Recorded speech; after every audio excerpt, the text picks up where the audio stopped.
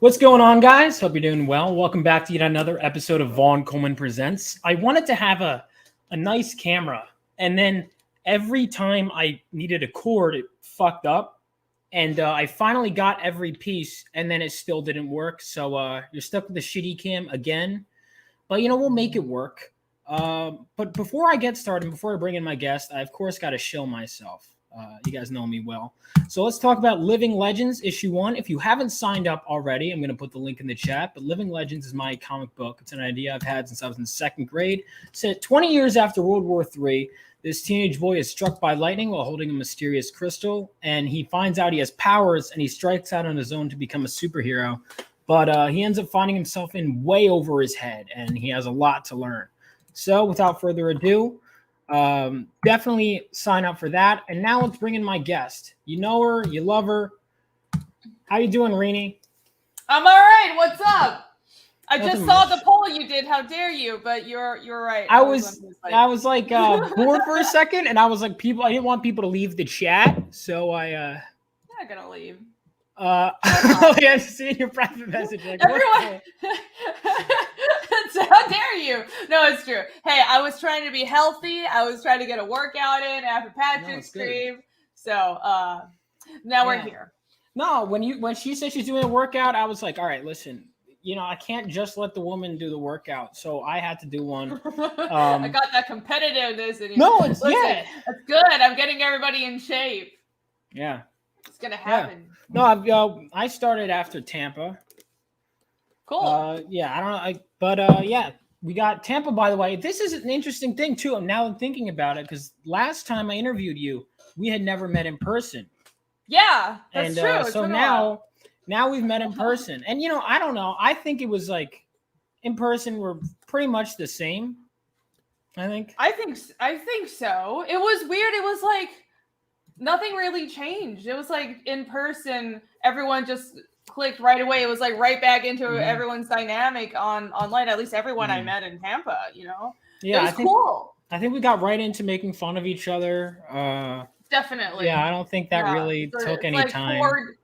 4 days of pure shit talking. It was great. Yeah. No, it was a lot of fun. Working the table. Yeah. And we'll do that again. I'm sure plenty more in 2024. You don't have any more planned for the rest of the year, right? No. I'm hermiting up. Well, I'm traveling to see family. Then I'm hermiting up for the rest of the year. I'm going to stay put till I know a bunch of people have been saying Alamo City and Vegas. So those I'm down for whenever that's happening. So yeah, that's fine. Yeah, I've been making a list of cons. I'll send that to you at some point. I was talking to Phil. We should all definitely attack the con scene next year. Yeah. Got to go to a bunch. I know. Yeah. Get a whole battle plan. That's right.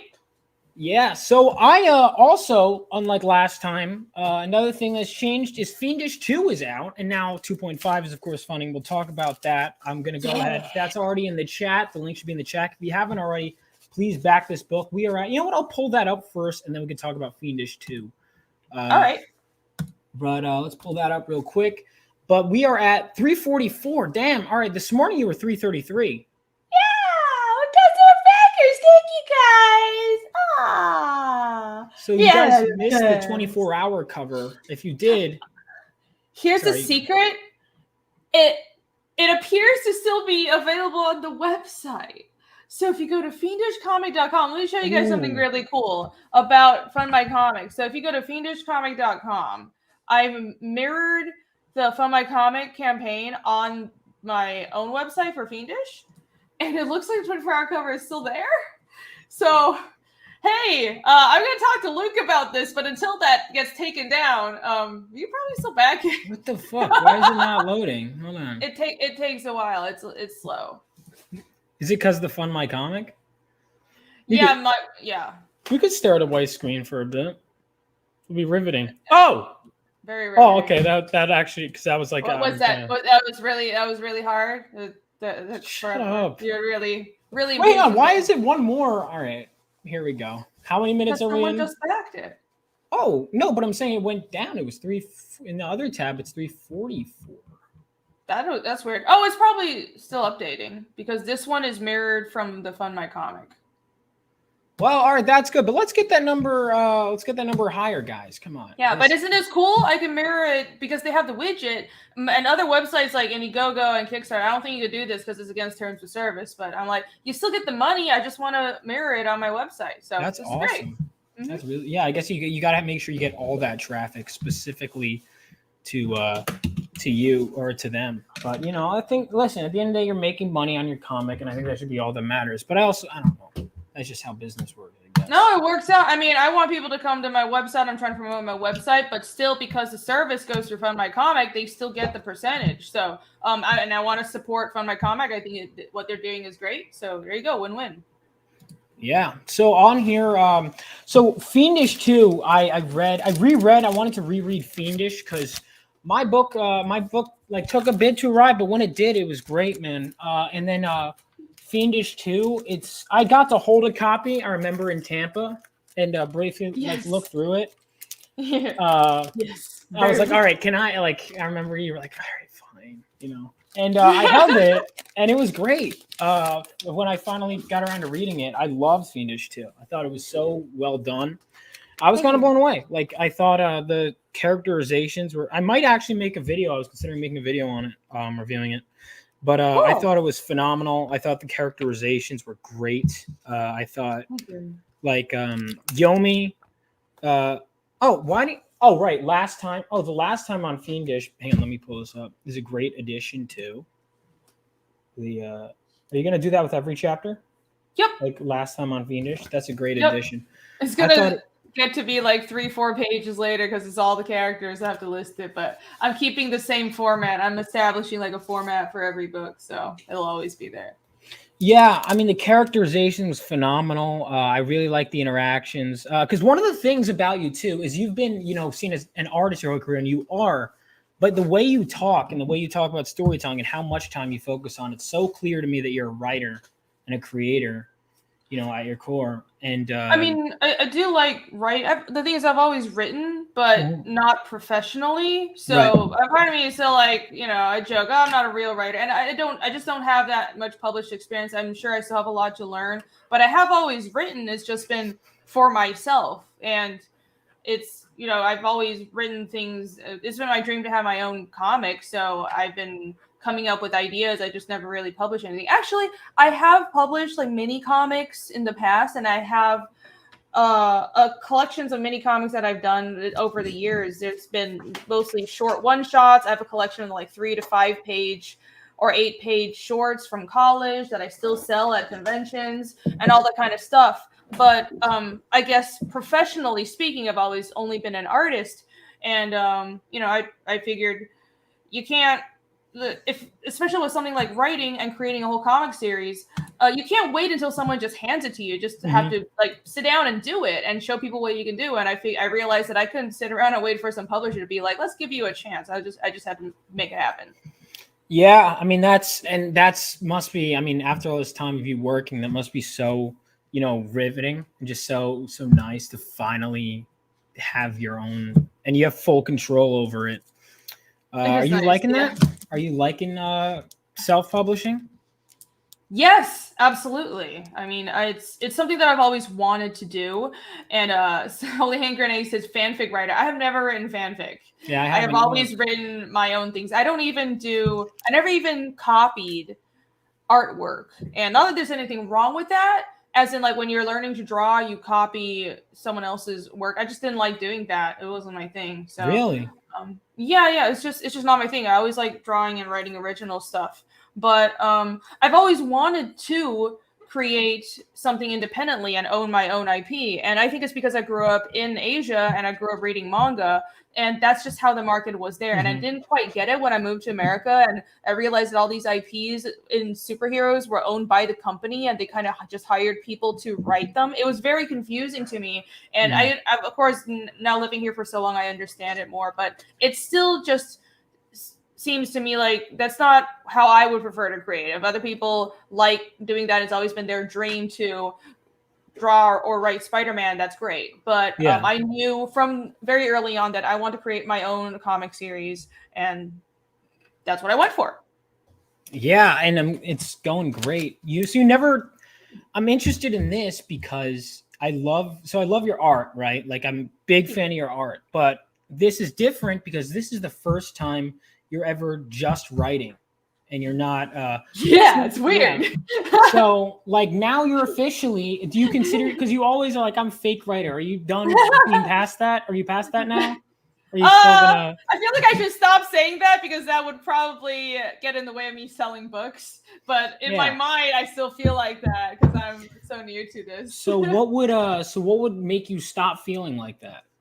Bruh, I don't know. Just a few more books, I guess. Where it's been really great. Where after book 2 came out, the feedback on the writing has been really good. So that has made me feel a little less worried about whether or not I can write. I mean, I liked it, and I got a lot of feedback from other people. I had multiple people proofreading. I got a lot of critique before I published chapter 2, and I intend to keep doing that because feedback is always good, no matter how talented you are on your own. Like, get some feedback, people. But until you send it out there and show the fans, you never really know how it's going to be received. So, and I've heard a lot of good things, and I'm very grateful for it. I agree. Also, I like your profile pic, Holy Hand Grenade. Is that Full Metal Alchemist? I don't remember when he uses a gun. When does he use a gun? I think that's in Shambhala's the movie, isn't it? Oh, is that it? I've never seen the movie. That outfit looks like it's from the movie. Might be wrong. Yeah. Okay. So finally, so you are a writer. Okay. Can we? Okay. Now we established it. And by the way, you also give great feedback. I sent Renie my script for Living Legends, and she gave some fucking great feedback. I was up to like I think 4 a.m. I was like, okay, fixing all of it. And then I got some more on a live stream, but we'll get to that another time. Okay, yeah. Oh, that was a little traumatizing. That was probably a little traumatizing. Sorry about that. No, you know what? Rip the Band-Aid off, you know? All right. It was unintentional. So we got Fiendish here. I'll post this link in the chat too, because apparently things are a little different. You guys can cheat the system a bit. Yes. If you want to get the 24-hour cover still, which looks gorgeous. I got the 24-hour. I'm mad at myself for not getting the boob cover last time. I'm not. Never again. Yeah, I know. If you like one of the covers, you want to get it now. Yeah. Because these campaign covers, they're campaign exclusive, and when I say that, I mean it. Okay, so I'm never going to have print these covers again. So get them now if you like them. Are you going to make that as a print ever?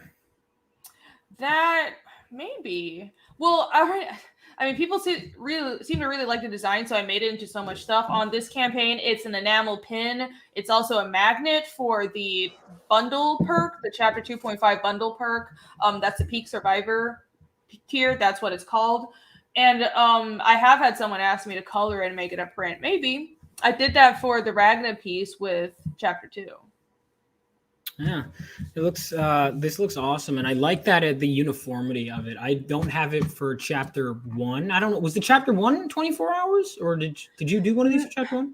I did, but so chapter 1 was a little different, just because I was trying to figure these things out. I didn't have a 24-hour cover because, like, I kind of just. I mean, I wasn't even comic skate strictly, and I just launched on Indiegogo, and I was like, God, I don't know what I'm doing. I wasn't even streaming. I just launched it, and it was going to be, so Fiendish one, when I first launched it, it was just going to be black and white, and I didn't have a colorist. I was doing everything myself, and it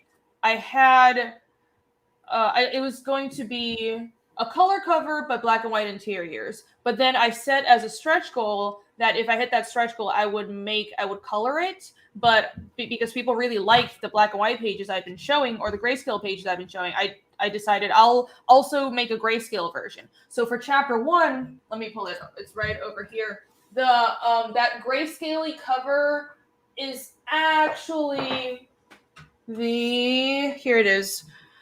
This is the grayscale. Oh, this is what version. Yeah. So this is, and it's probably a bit rare now, because this is and I haven't done full grayscale versions of any other books going forward, and I don't think I will, because it actually costs a lot of extra money, because you're doing a whole extra set of plates, because you can't just like use the same set of plates for plate printing and just make a grayscale. You have to make new plates. So for this, I decided that these grayscale covers, it'll just color interiors, but the covers, these will always be 24-hour covers. And I intend for all Fiendish campaigns, you're going to have a white on black cover like this. That's going to be the 24-hour cover. And so if you're a collector, you can get a whole series of these. I think it'll look pretty cool on your shelf.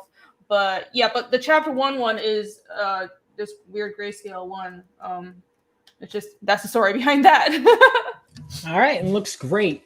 So I'm glad I have this. I have that. I knew you made a shirt of that too, right? I was looking at the thumbnail. I was like, wait a minute, hold on a second. Let me put this away. Yeah. Oh wait, you gotta. How do I make us so you could see the thumbnail? Whatever. All right. Well, if you look at the thumbnail, you could see Renie is wearing that shirt, but of this. Mm-hmm. Yeah. And then I know the mug has this. Yep, that's the chapter 1 grayscale. It's actually on this hoodie that I have behind me as well. So I'm curious because you can color, and I didn't know you lettered. You do basically everything. Why didn't you color this? Is it just too time consuming, or did you want someone else to color it? Or I'm a very slow colorist, so I don't do interiors. It would take forever. I do some of my own pinups and covers and stuff, but yeah, I'm just really slow. But I can color. I do kind of everything. I mean, it was kind of I made a point in art school to learn absolutely everything, including a lot of skills in animation and gaming, because like it's really obvious that's the way you make a living as an artist, is you just need a diverse skill set. So my thing is comics in general. Obviously that's what I love doing, but the reason I've been able to pay the bills when a lot of other people that went to art school haven't is because I can do almost everything in multiple disciplines. That's good, not though. always well, but I can do it. It sustains you, and character design too. Yeah, I'm learning. There's so many things I know you have to learn. Did you do the logo too? Both logos? Yep.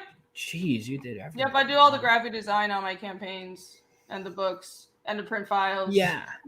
As I'm creating myself, I'm learning how many different types of art there are and how many boxes you need to check, and it's so much. So it's really a lot, because it's quite the jump going from, if you're working for a publisher, you pencil and ink, or maybe not even pencil and ink, you just do the pencils and you send them in, you ink, you send them in, and then but when you're running a business like what we're doing here, you have to do the art. If you're the artist yourself, there's writing, there's art, there's presentation. It's not just promoting online and knowing how to sell your book and knowing how to pitch it. That's one thing, and that's very important, and keeping up with social media as well. But if you have good graphic design, if you have a good logo, and if you understand how to make a campaign legible, if you know how to build a website, and those are all things that you need to think about. If you know how to use an email list, you know how to write emails, you know how to pull questions and from customers, and all the logistics of fulfilling a campaign. It's absolutely insane, actually,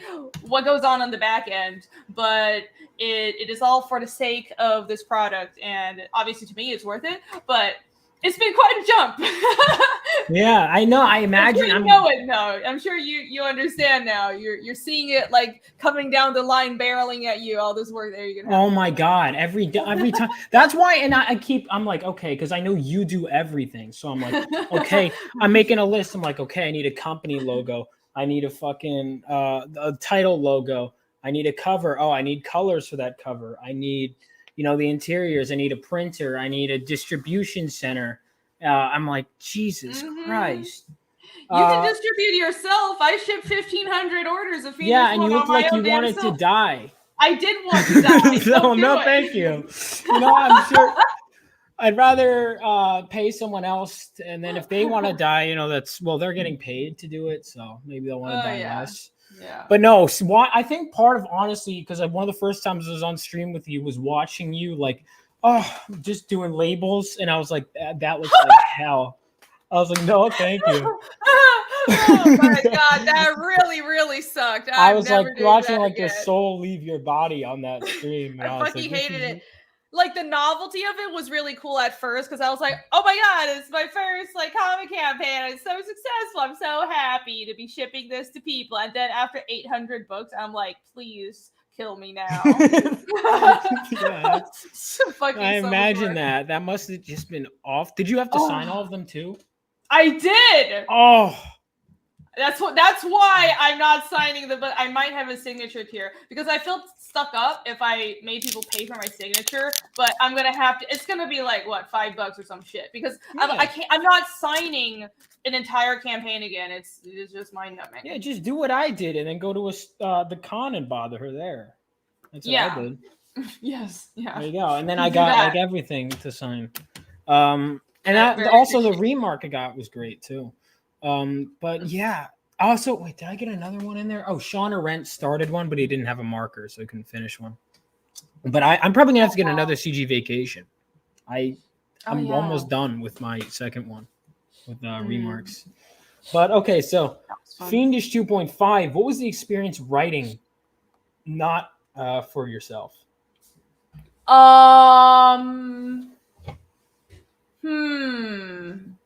Well, at least to me, and again, this book isn't out yet, so I'm always kind of insecure and worried about what people will think until it's actually in the reader's hands. But to me, 2.5 was one of those stories that I was excited about from the beginning. Like starting from chapter 1, I knew, at least to me, this is one of my favorite sections in Fiendish. And it just happened that this is how the 0.5 thing started, because this was like a standalone story. And at first this was going to be way longer. It's a whole flashback to Casimir's past.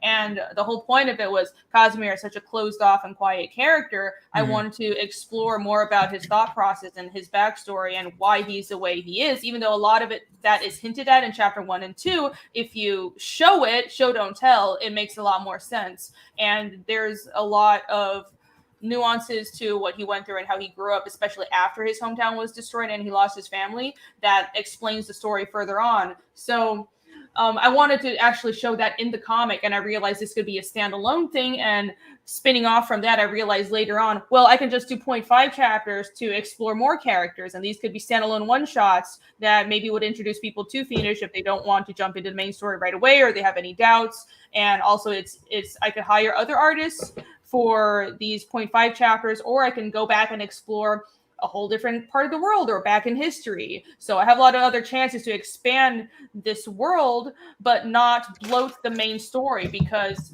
what bothers me about some series, looking at you, Song of Ice and Fire, is the bloat that expands from an originally seemingly concise story.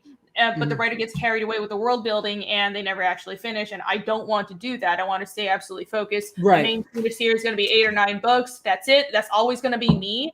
I'm going to be the artist. But with these shorter one-shots surrounding it, I can give other artists a chance. I can explore the world and try to play around with a different writing style too. And also the artist style is great, like a great fit with yours, because you can tell it's clearly yours is very distinct. Like I can always tell looking at even a character's face when it's clearly yours, but his looks like close and like it's clearly different. It's clearly not you, but it's like and obviously I'm sure you considered this too. It like blends enough with your style where you're like, yeah, this is the same world. Yeah. The artist on this is Michael Rushbrook, and I found him through the Fiendish 2 fan art contest, and his piece was my personal favorite. So after the fan art contest, I reached out to him and I was like, "Do you do interiors?" And eventually, I had the thumbnails ready, and I was like, "Am I going to draw this?" But I don't really have time. I want to focus on Fiendish 3. So if I could hire someone, and it just happened that Michael Rushbrook just fell into my lap. And he said he did interior, so I tested him out. And while I was working on Fiendish 2, he was drawing 2.5, and he actually got it done really quickly. So we've been sitting on these pages for months. All the inks on this book are done, by the way. Jake Hyperwizard is coloring it, so all we have to do is finish coloring it. So this should fulfill it'll definitely fulfill in less than 6 months. I gave us extra time because I'm worried about printing problems occurring again next year. I don't know what the economy is going to be like, but yeah. So planning ahead, because I remember Fiendish 1, but what was the question? What was my writing? Sorry. It's okay. I do that all the time too. But that's why. Listen. So like, for context, guys. Like when I was planning out this stream, I was like, because I have this show Hard Chargers later tonight, and I was like, okay, well, when I'm playing Renie, I gotta do things differently because we're the two biggest ramblers. I think the two of us still on Steam, and so I was like, we gotta make sure that we have extra time. I do that too, and I do that when I write. Do you ever do that when you write? By the way, when you're writing and you're like, what the fuck was where was I starting at? Like, do you ever just like free write and it just goes off? No. What does happen is I'll start writing because I don't like free write so much. I'm actually pretty structured with my writing. I have an idea and then I write in bullet points and then I get all the bullet points and then I expand the details out from the bullet points. But what happens is sometimes I will, I'll throw down a bullet point that an idea will occur to me and then I'll throw down another bullet point and the first point that I wanted to expand on never gets expanded on. And then I get a little carried away with like other ideas. But then what happens is I have like notes in 5 different places on my phone. There's a note file. 5? Those Drive. Are rookie numbers. My email has like, everybody does this, right? My email drafts are full of like notes to myself for writing and like to-do lists and weird shit like that. Email drafts? Yeah. So in my email drafts, I'll just like write notes because you can access it anywhere. It's really convenient. Yeah, there you go. Smart. I have them on my computer, several notebooks, my phone, document. Like I've fucking notes, Post-its, literally everywhere. Yep, and then every 4 months or so, I just make myself sit down and consolidate everything into the actual. Yeah, I should probably do that at some point. Yeah, you should. But I, when I get to the script, I try and work on that. The obsessive rewrites too are obviously a big thing. But okay, so I just did it too. Okay, what I asked you was, oh man, we have extra time. Yeah. So what I was wondering is, okay, so like when it comes to writing, like, so how was writing for someone else as opposed to yourself? It was like I did. How was it for someone else versus myself? I don't think it was really that different, other than it was kind of like magic, because the comic making process for me is always like so much work because drawing takes a lot of time. So for me, it was like, wow, I just did the layouts and I handed it to someone and paid them, and then magically the pages appeared. I mean, clearly that's not what happened. It's like I hired someone, but to me, I was like, wow, this is so much easier than the way I've been doing it. But I enjoy drawing the main series. That's never going to change, and I'm a control freak, so it's always going to be me trying to main focus. But it was just this weird thing where I've never written something for someone else to draw, and it was funny. Like the pages just apparated. Wow. That's great. And that sounds like it was a fun experience. So when it came to like, because one of the weird things, so screenplay format is like very strict, generally speaking. And comics, they're kind of like, yeah, man, like if your artist gets it, like, yeah, it's really weird. So I'm like, adjusting to that is so weird. Well, screenplays and movie scripts it's the same thing. It's because there are so many other people that have to read it and understand it. So that's why the strict format comes into play. But with comics, you're working like 1 or 2 other people, so it doesn't need to be strict. And for example, the way I don't write scripts. I mean, I can like format it, but I don't like doing that because then the way I naturally write is I write a summary and then I thumbnail from the summary. So what I gave Michael Rushbrook was just like these chicken scratch layouts with the lettering already on it. And in red text, I would give some screen direction, like make sure Casimir looks beat up here. Make sure this detail is on this character here and this and that. And that worked out absolutely perfectly. Like he nailed it. He didn't get anything wrong. So you have tons. So you can't just write, you have to, which I do that too, to be fair. I direct it, like I direct the art too. Because you can't just let it go, especially when you're so passionate, about it and your story. And then I do want to ask, because I know you wanted to just do the 0.5 chapters and have someone else draw them, but you said this was your favorite or one of your favorite things, right? This story? Yeah.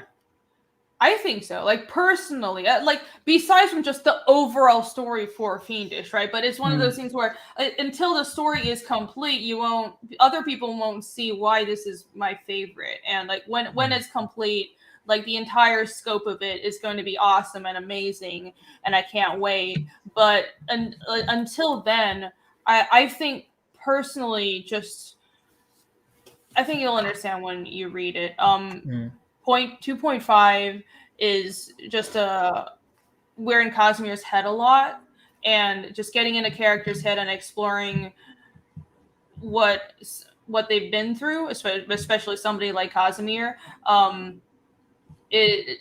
really liked it. I think it was very raw, and I wanted to. I think a lot of writers, and especially in comics, maybe not all comics, but I've noticed in a lot of comics that I've read, it almost feels like the writers are afraid to get in the character's head or explore their emotions more. And I didn't want to be afraid of that, because I think that's important. I think making the readers care about the characters is important, and that's why people like it. And so far I'm glad that I appear to be right, because the feedback on chapter 2 has been really good. Right, people say, well, we need more action in comics, because what Marvel and DC are doing now is everybody sitting around in coffee shops and talking, and that's true. There's to an extent, but an extent, right? And what I actually think is you need more action in comics, but also you need better characterization, because you can have characters sitting around and talking if it's good. If the characters matter to you, and if what they're saying has substance, you can have them sit around in a coffee shop and talking, and it would still be engaging. What's actually the problem 100%. Is the characters aren't good, so nobody gives a fuck about what they're saying. And that the dialogue is out of character and garbage. Because people listen, I agree with you. I think it's a surface level thing of what the larger problems are. I think the larger problems are not just that they're hanging in a coffee shop, but what they're saying sucks ass, and I don't care about who's sitting in the coffee shop. Is the bigger issue. It's not that. Like, look at people like movies like Pulp Fiction, right? They talk about fuck off for so long. Why? But why do we care? Because the dialogue's good and we care about the characters. Also, we're getting compliments. Here's what's great about these two and the creators in CG: passion for comics. Yeah, I came over. I love comics. I love telling this. I like that you could just, on a smaller budget compared to movies, get these bigger ideas out in a visual way. Really? We can't tell. You love comics? Yeah, I like comics. Yeah. The one person everybody knows will not shut up if you start talking about Batman. I could talk about other or any superhero series. All right, let's talk about not superheroes then. All right. Why don't we talk about Berserk? Listen. All right. First of all, we're going to go through this whole series. All right. So we're doing this series. I'm going to go into Berserk. All right. I'm going to get you into my stuff, and then we'll get into your stuff. And I want to get into Berserk anyway. Like, I'm going to like it. Yes. Oh yeah, it'll happen. 100%. Yes. Q&I said we should do more comic read-through. That's going to happen. Yeah. We're going through. Yeah, everybody's busy right now, but there'll be Ronin, Daredevil, Berserk. Yeah, once you're back, we're going to go through Frank Miller's Ronin, his Daredevil, which I keep putting off making that video where I'm going to just explain the reading order. Then after that, we're going to let the weebs, Jules and Renie, take over with Berserk. And you guys can map out our reading order. Well, I assume it's just, but break it down into episodes, because I know it's a lot. So I imagine we're not just going to do one episode on Berserk, probably. Oh yeah. We'll get this going. What was I saying?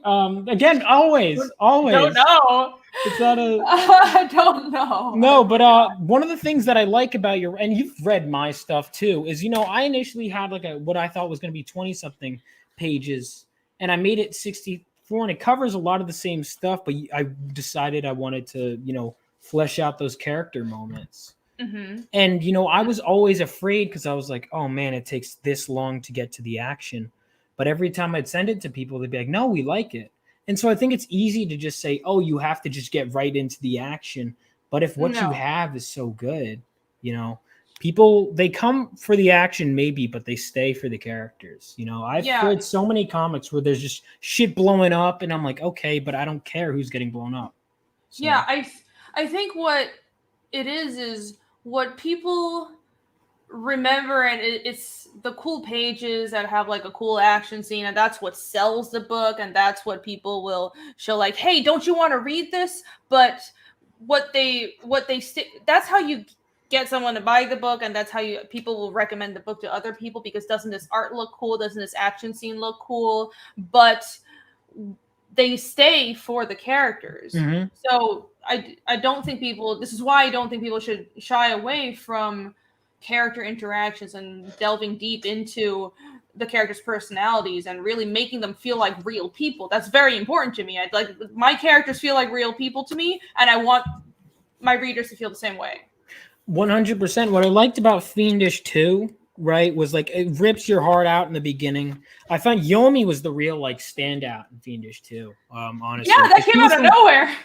He was kind of like out of nowhere. You know, she just totally is. And then, but I mean, also I liked all of them. Like I liked Casimir, Iskal, you know, and I know all their names now, and it's like I know their personalities, their dynamics. And then a new character shows up, and immediately I get a feel for her, you know, and it's solid. And I'm immediately like, now I want to read, because I was interested in your artwork, right, going in, and now it's like, not to say I don't like I care about your I like your art and I'm excited for the next, but this I'm really excited because now I care about this character. I care about Ragnar, and I'm like, I want to see these two's past. We get that whole thing, and I'm excited for that. I think that's great. I think you got to get to a point where it's like people are excited to learn any little fact about the character. That's right. Good. That's really good to hear. Yeah, I wanted to. It was important to me to establish the characters in chapter 2, at least Iskal and Yomi and Kaz. Well, Iskal and Yomi mostly. Chapter 2 is very much about Iskal and Yomi. And Casimir has kind of been slowly revealing, his character has been slowly revealing over 1 and 2, but chapter 2.5 is about Casimir. This is how you understand him more.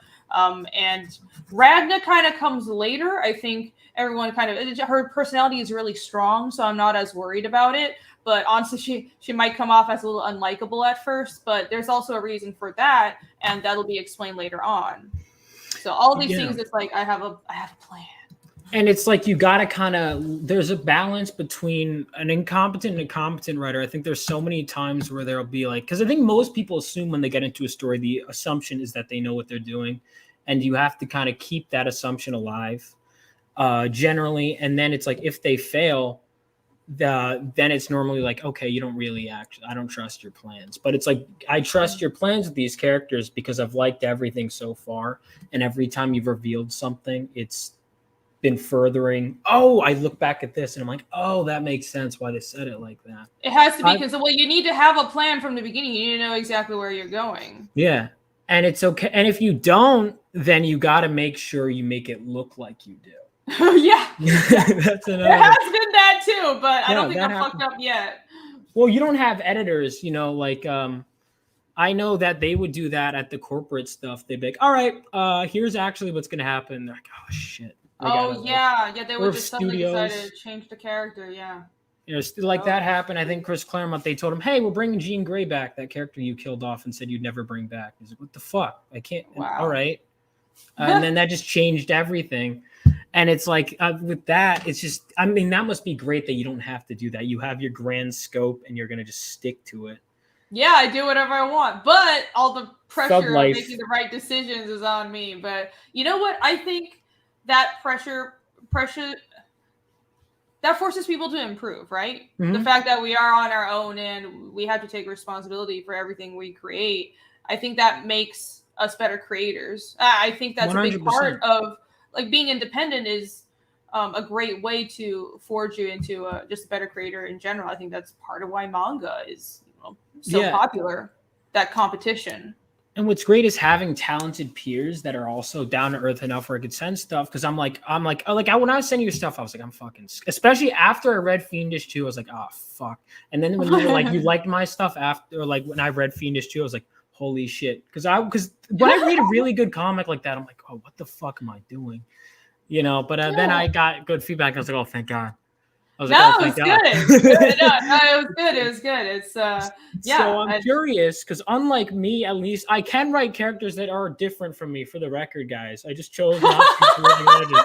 You're never gonna hear the end of that, though. Oh, I'm not. No, I knew that since the beginning. I'm like, all right, let's fucking rip the Band-Aid off.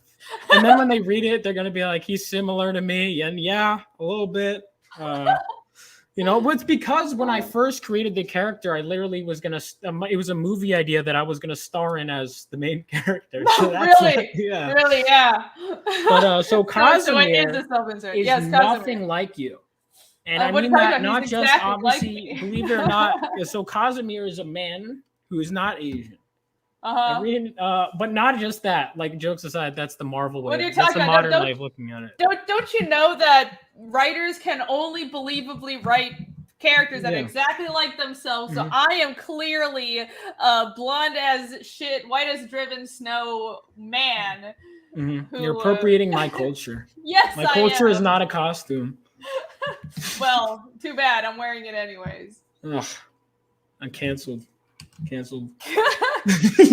No, but I mean, your character, even outside of that, like, look, you could try and pull the whole Renie thing at all. That don't, but that's all bullshit, right? But Casimir is so closed off. He's so not like you at all.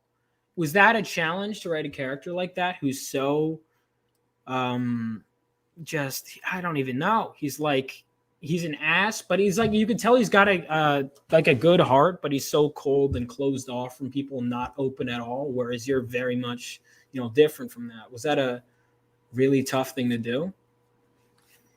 It actually wasn't.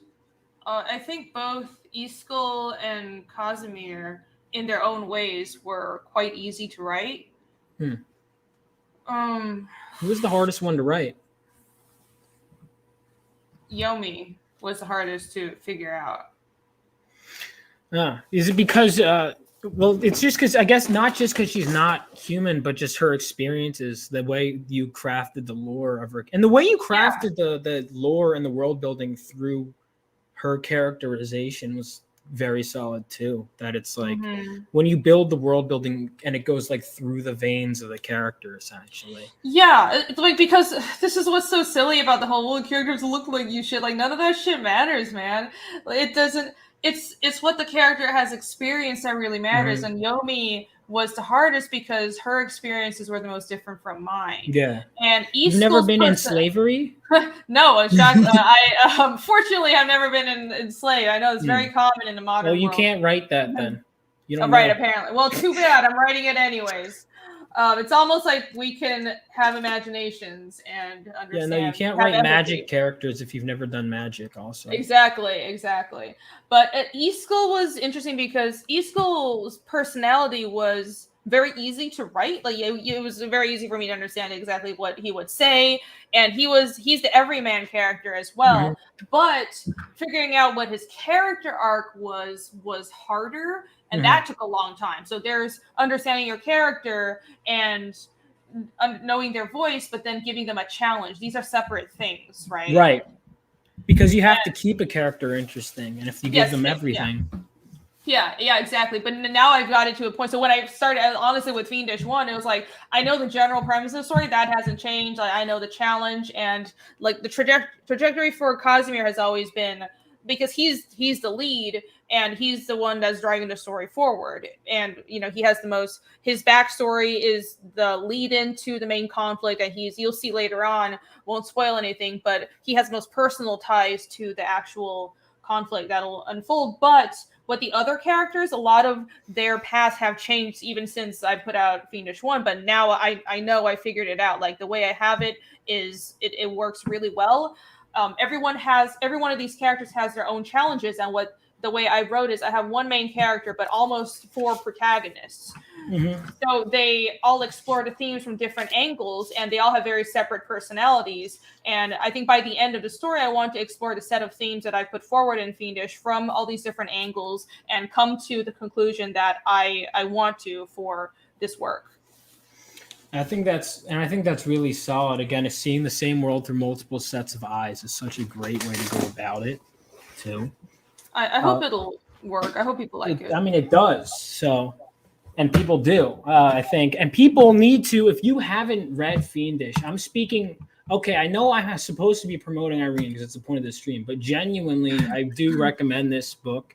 If you haven't definitely do the catch up. I might even get these covers just because I like them, honestly. People seem to like the new cover for chapter 2. So yeah. Yeah, I like the perspective of it. You always somehow like keep topping yourself with these covers.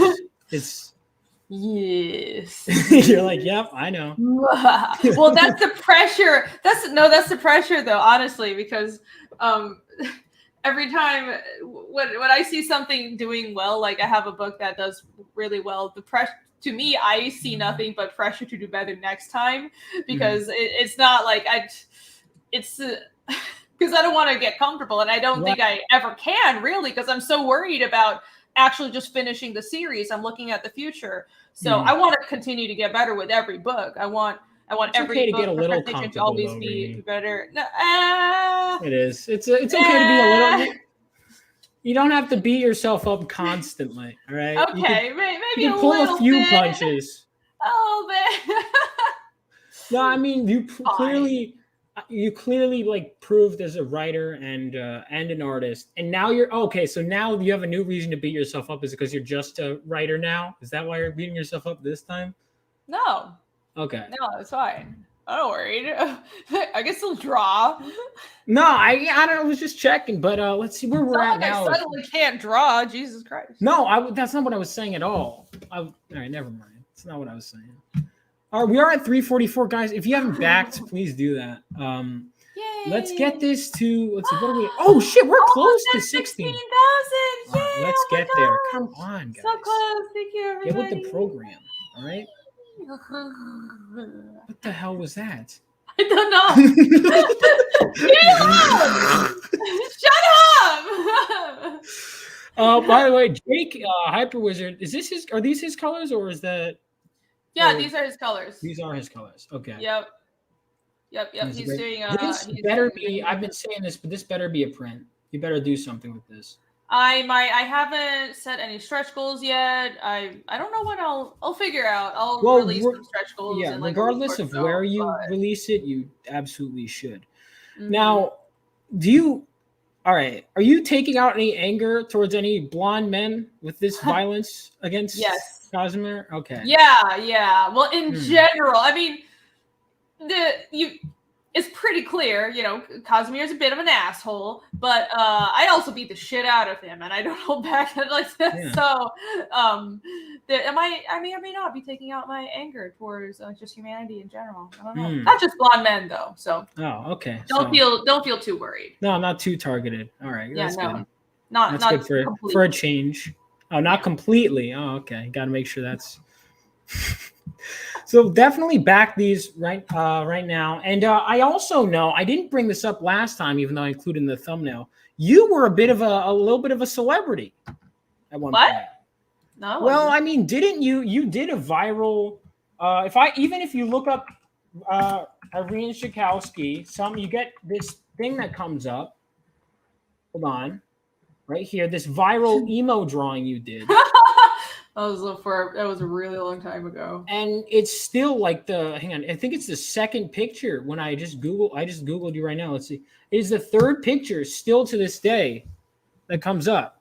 Oh, there you go. So low quality. Hold on. I don't know. Right. Well, the older one is the shitty. Yeah, that's the original.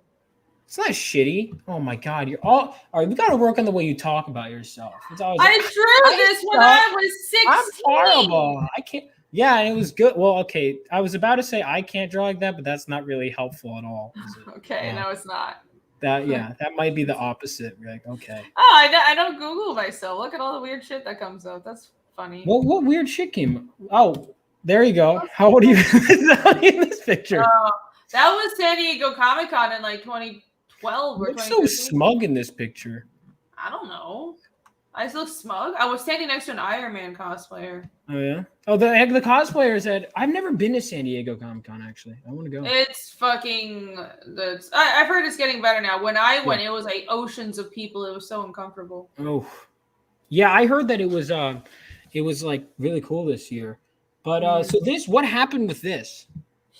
So that's a little doodle that I drew when I was in high school. It was actually a Christmas card for like the anime club. I don't know why we were making Christmas cards, but I drew this. I had DeviantArt at the time, and so I was a little emo teenager in Taiwan. I was living in Taiwan, going into international school, and I had a lot of frustrations because I wanted to be an artist, but I had no avenue for that. So DeviantArt at the time was my only avenue for connecting with other artists and connecting with like the outside world, because this was before Facebook, before Twitter, before YouTube, anything else.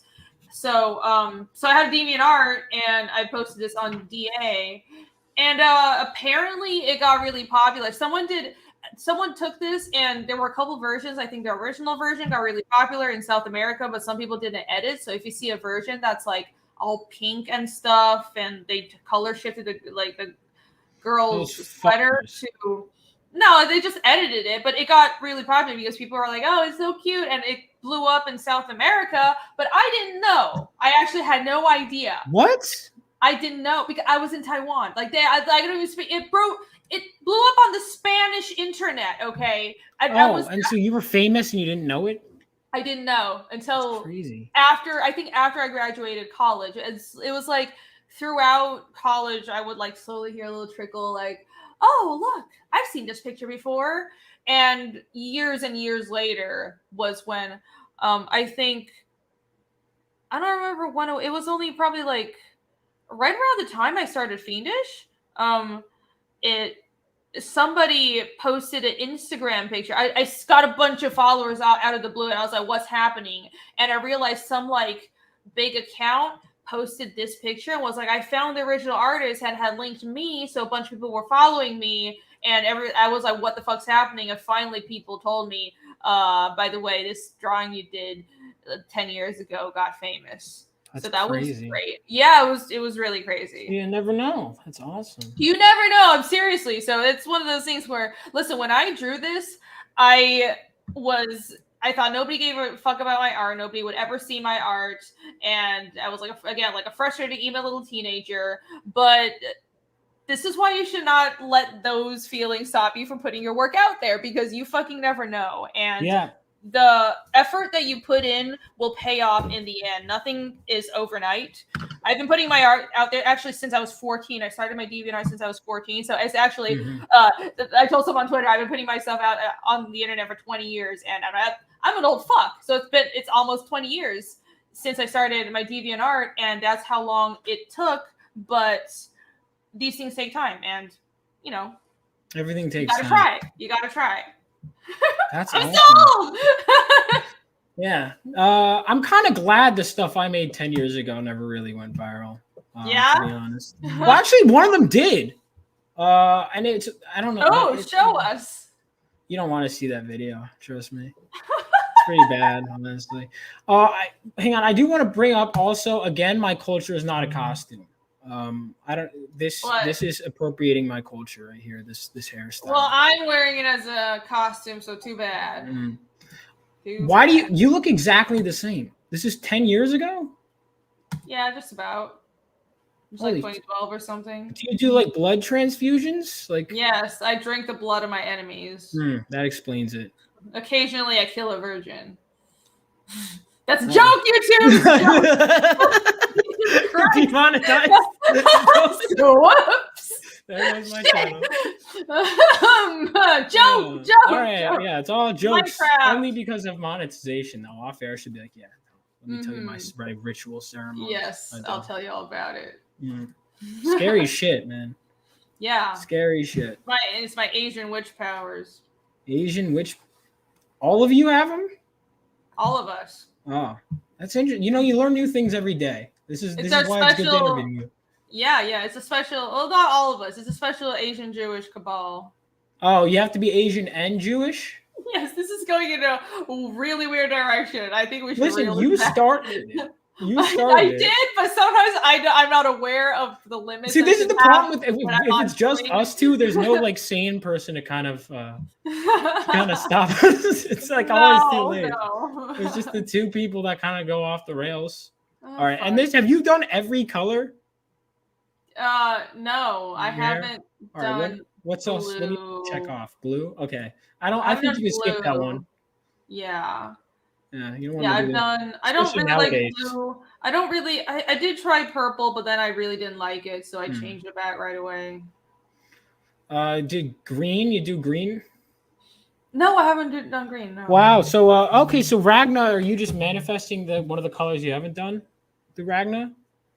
Well, for Ragna, okay, so Ragna is this weird race that I made up in for the world of Fiendish, and so the way I was thinking of it is that Ragna is Ispoliad. Maybe we should talk about the actually talk about Fiendish. Yeah, we can. You This can go back.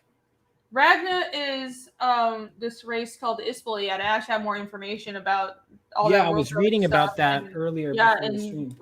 back in chapter 2. So I love world building. In case it's not obvious, I have a bunch of world building stuff on the website, and I add a lot of extra stuff that's not on the website in the back of almost every book. So the Ispoliad are kind of these higher humans. They are humans because they can interbreed with common humans. And in my world, you have common humans, but just like how in our real world, there used to be Neanderthals and Denisovans. In my world, there are different kinds of humans, but common humans are the most populous. So, and it's not like people don't really separate by race in the same way as in our world. It's just like, oh, you're an Arvosan, so you're the paler kind, and you're from Discara, which is southern continent, so you're darker. But all of those are common humans, and they basically look the same as humans in our world. But then you have Ispolia, which are these weird higher humans, and they're mixed with their ancestry is half common human and half Ispolin. And Ispolin are these mysterious humans that are really powerful that came onto every continent at some point far in the distant past and taught the regular humans on those continents magic and governance, and then they just left. And nobody knows where they came from or where they went, but they left behind hybrid descendants, and those hybrid descendants are the Ispoliad. And even nowadays, because of the Ispolin blood that they have, the Ispoliad are still more magically powerful. So they usually run the clerical institutions, and they're overrepresented in government and all that kind of stuff. So I wanted to do something a little different than what I see a lot of portrayals of elves or like magical beings. Usually they look like, oh, so wispy, and they're all like just glowy and pale. And I thought, what if instead of going that route, I made them just weird colors and very saturated? I don't think I've seen anyone do that before. Yeah. So they all have here. Yeah, there's art that I commissioned my friend Vaughn to do. They all have like blue or green hair, and their skin is reddish. So it's similar to the tone of the regional common humans that they're from. So like an Arvosan human will be paler than a Arvosan Ispoliad would be paler than a Discaran Ispoliad, but still they would just have like redder skin than normal humans.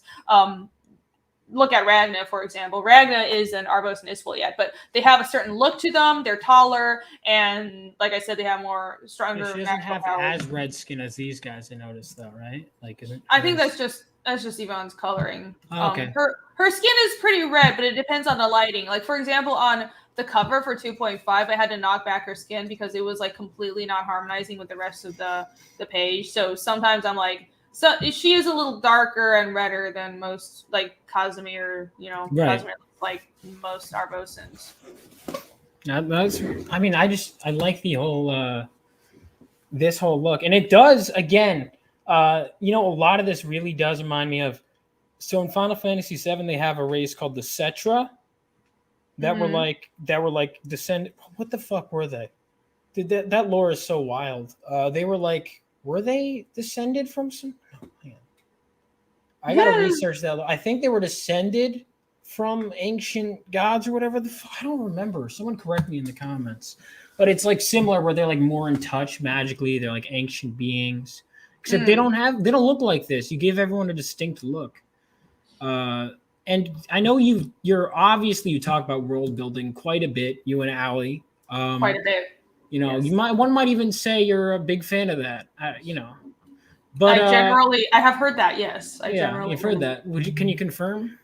I can confirm I'm a fan of world building. Yeah. So who are your favorite, like, do you have like favorite writers to pull from in regards to that? I mean, I wouldn't say pull from. Everybody who's writing fantasy now is inspired by Tolkien. That's hard to not be, and and people who watch my channel know I'm a fan of George R. R. Martin's work and A Song of Ice and Fire. It sounds like an abusive relationship to me. It is. It absolutely is. And it's at this point I am slowly separating myself from that attachment. Good for you. You're getting out of an abusive relationship, guys. Yes, I'm leaving this abusive relationship. This will never have any fruitful results. But mostly Tolkien, Martin, and I read a bunch of other shit. I can't remember anything. What's interesting is I grew up reading when I was a teenager. I read a lot of mystery novels, a lot of John Grisham, and all kinds of like legal thrillers and mystery novels. I was really into mysteries, of course, Conan Doyle and all kinds of that stuff, and Lovecraft as well. I was a really avid novel reader when I was a teenager. And then just, I went to college and it just became comics. It was weird, but it happens. Yeah, so, I need to go back to reading books. Well, nowadays I don't have time to read anything. The only time I read is when I'm traveling. But when I had time, I actually read a lot of books, and I think the mystery part shows in Fiendish as well, because on the surface it was, people think it's fantasy, and it is, but I call Fiendish a fantasy mystery because it's not just a fantasy story. And first of all, I wanted to create something that felt distinct, and I made a point to not use the same setups, the same story elements, the same races, and general world building structure as Tolkien, because I want to create something on my own. And I think a lot of fantasy is too derivative of Tolkien nowadays. Oh yeah. And but also I love writing mysteries. I love the unveil of plot points, and I love the working out the logic of things. Like that's why I like tabletop so much, because it's improv, but it's also problem solving, and that's just something I enjoy doing. So it's half fantasy, half mystery with a horror element. That's how I pitch it. That's a great. I find that of all of those, the hardest. I mean, I guess world building is a pain in the ass, but if you're passionate about it, you can get through it. The hard thing, but you could argue that with anything. Mysteries are deceptively simple, because you have to get all that information, and then you have to like unveil it bit by bit and like scatter it in such a way. Yeah. What's interesting about writing a mystery, though, is like you realize really quickly that your readers are really smart. So I'd be really careful about it. I don't think nobody's really like guess anything. And even if people guess right, I'm not going to change what is set up. Like, I think I've seen writers give them hush money before. I've seen writers make that mistake before. Like, the fandom guessed where this is going, so I have to change it. No, your story should come first. Your story should come first, dude. Like, don't corrupt your story just because someone figured it out. Even if they figured it out, the reveal will still be worth it. You need to show that reveal and stay true to your story. But yeah, people are like smart, and they'll figure things out eventually. Yeah, I mean, it's also it's tough, because it's like a lot of writers will also, they try, when you do mystery, you gotta obviously like weave it, but a lot of writers would be like almost like egotistical, like, I bet you feel stupid now, don't you? And they'll like try and like deceive people, and which is good, there's to an extent, but it's also like kind of what you were saying, you don't want to compromise your story at the sake of just pulling the rug out. Yeah. I mean, I think that's an incredibly stupid way to write, because your goal as a creator should be entertaining your fans, not pulling one over to fans and showing how smart you are. Yeah. Like, what are you doing if your goal is to just show off instead of making a good product?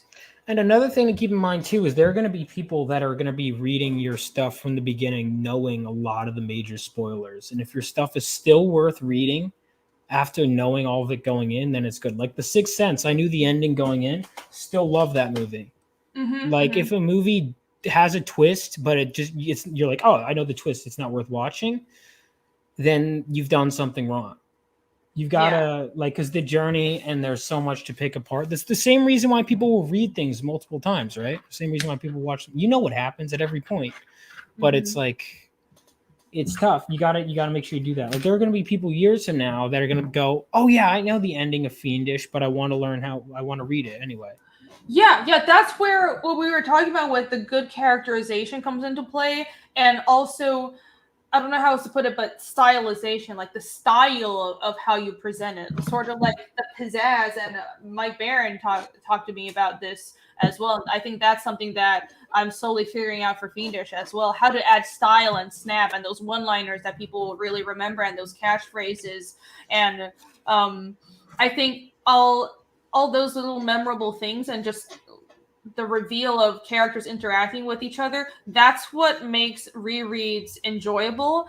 And on top of that's the surface level part, but obviously also if you can write with multiple layers, if there is something that could be revealed upon reread, and this is what I discover with Tolkien. Every time I read it, I interpret something in a new way. I see a setup that I didn't before, because you have the main plot. Then when you read it the first time, all that matters is you get the surface level stuff and like the major characters. Okay, this is, you understand where they're going. But when you reread it, you'll notice, holy shit, this thing was going on in the background that I didn't notice. And then you read it again, you realize the main character, what they were doing was actually signifying something deeper that I wasn't picking up on the first time. And understanding your characters and the world on that level and putting that into the story is what makes rereads worth it. Absolutely. And I think there's a lot of people that get lost in and I've done it too. And you got to find that balance between, because your story should make sense, right?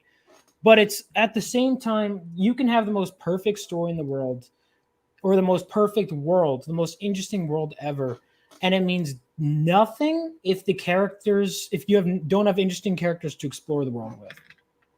You know, and that's why I think characters absolutely are the most important part of any story. Absolutely, yeah. I'm totally, and that's again with Fiendish. I like the idea that you've now created a story that all you need to do. Let me just go and pull that up again. All you need to do is you've told your story, and we could stop going from the A to B, and you're right back to just learning. I literally just want to learn about the characters. The mystery can wait because I now care about the characters enough that I just want to learn about them. That's good to hear. You know, honestly, I was really worried because, you understand, like, ask anyone on my team how anxious I was before chapter 2 came out, because I was like, oh my God, there's no demons. Like, there's action, but what if there's not enough action? It's all character stuff. What if people don't like it? And then it came out and people like it, and I'm like, yay. That's exactly how I felt. I was like sending my script to you or people like that. I'm like, oh fuck, dude. Like, because it's a superhero team book. The team doesn't appear in issue 1. He doesn't really have a superhero name or even a costume. Fuck, no one's gonna like this. And then people are like, it's good, man. And I'm like, oh, you know, it's so relieving. It's so relieving. Yeah, no, I felt the exact same way. So don't feel bad at all. And honestly, I think right now 2.5 just came out, so I'm all excited. But give it a month or so, and the anxiety will come back, because I'm going to be like, oh my God, what if people read 2.5 and they're like, well, okay, you like talked about Casimir a lot, but where are those demons? We're getting bored. You put out 2 books without demons. And I'm like, oh. But I think it'll be fine, because I was very clear. This is a one-shot, and it's a supplemental to the main series. So when you return to the main series, and I've been saying forever, if you watch any of my streams, chapter 3 is going to be, we're launching into, like, there's going to be demons. We're launching into the main conflict. I'm revealing who the actual villain is, but I know I had to spend the time in chapter 1 and 2 establishing the characters. And I know 2.5 had to come out before 3, because even though it's not chronological, this is a reading order for the optimal experience I want for my readers. So I had to do it the right way. I had to take the time and do it slowly, because sometimes that's just how you have to present things. That's another thing I learned too, is that no story really truly unfolds in chronological order, in the sense that it's like, you know, I have a entire backstory. Listen, I have an entire prequel series I'm going to do, right? Like, no, or even just within the main storyline, especially when you're doing a mystery. If you start at the beginning, then the mystery doesn't happen. You know, whatever they're investigating has to have happened.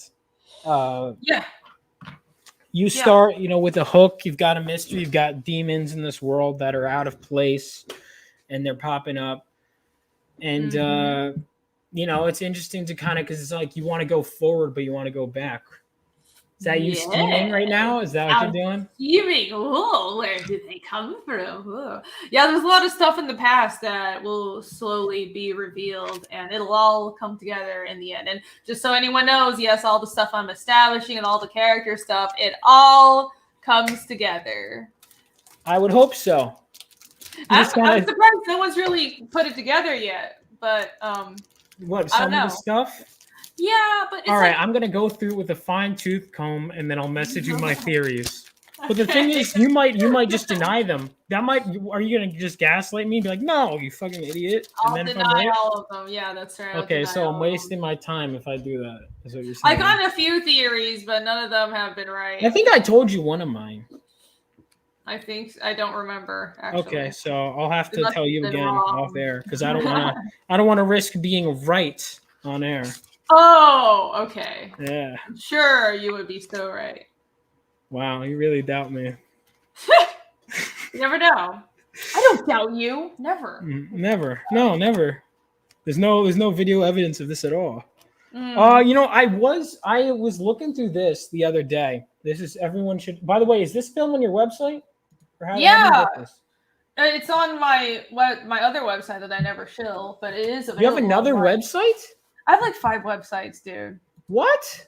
So yeah, I have reniedraws.com, and I have a store that's linked to that. Why don't you just put it all on one website? Because this website is for Fiendish only. I have my own separate portfolio site that has other shit on it. Okay. I shill Fiendish because I'm here to sell Fiendish 99% of the time. Well, Fiendish is also on Renie Draws. Half this website is Fiendish.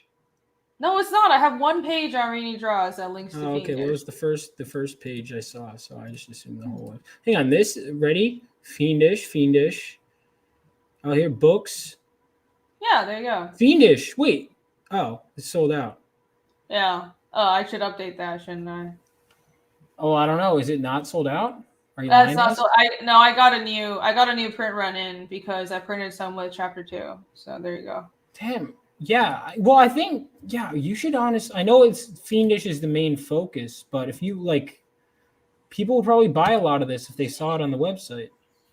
Yeah, some people know about it. I get some sales from here. Some people, but don't you want everyone to know about this so you can make the money?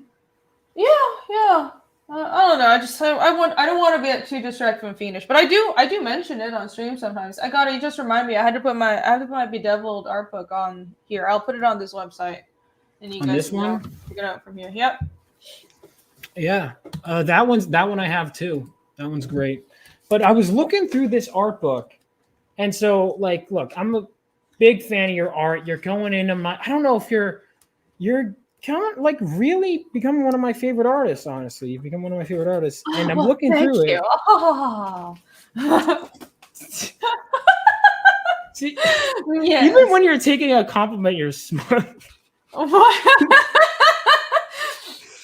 Oh man! What? You said I should be more confident. No, you should. Shit. No, it's good. No, I'm liking it. No, I'm not listening. I'm liking it. Jesus Christ.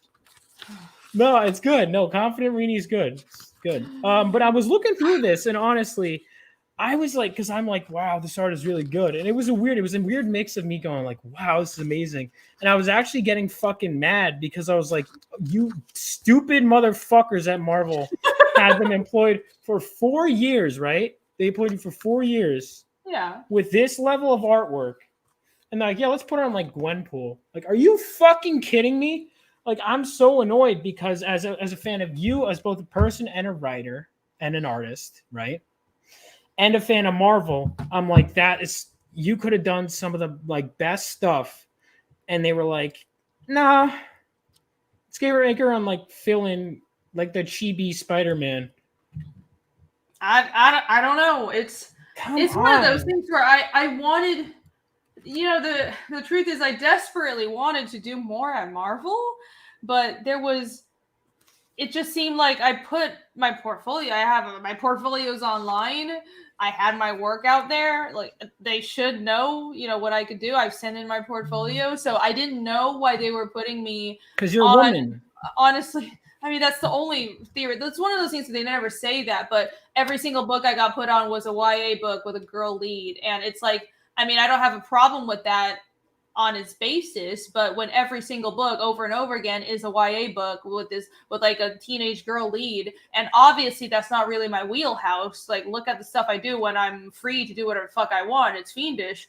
It just got really frustrating. And Fiendish honestly came out of that frustration where it's been my dream to have my own comic series to begin with. But I started drawing Fiendish when I finally was just like, I want to show them what I can do. And in the very early stages, I mean, before I even had the preview book and put it on crowdfunding, like I first started doing the concepts and drawing it and putting it out there. And I was in like a huge rush, just like, let me just get some pages out there. I just want to get this out.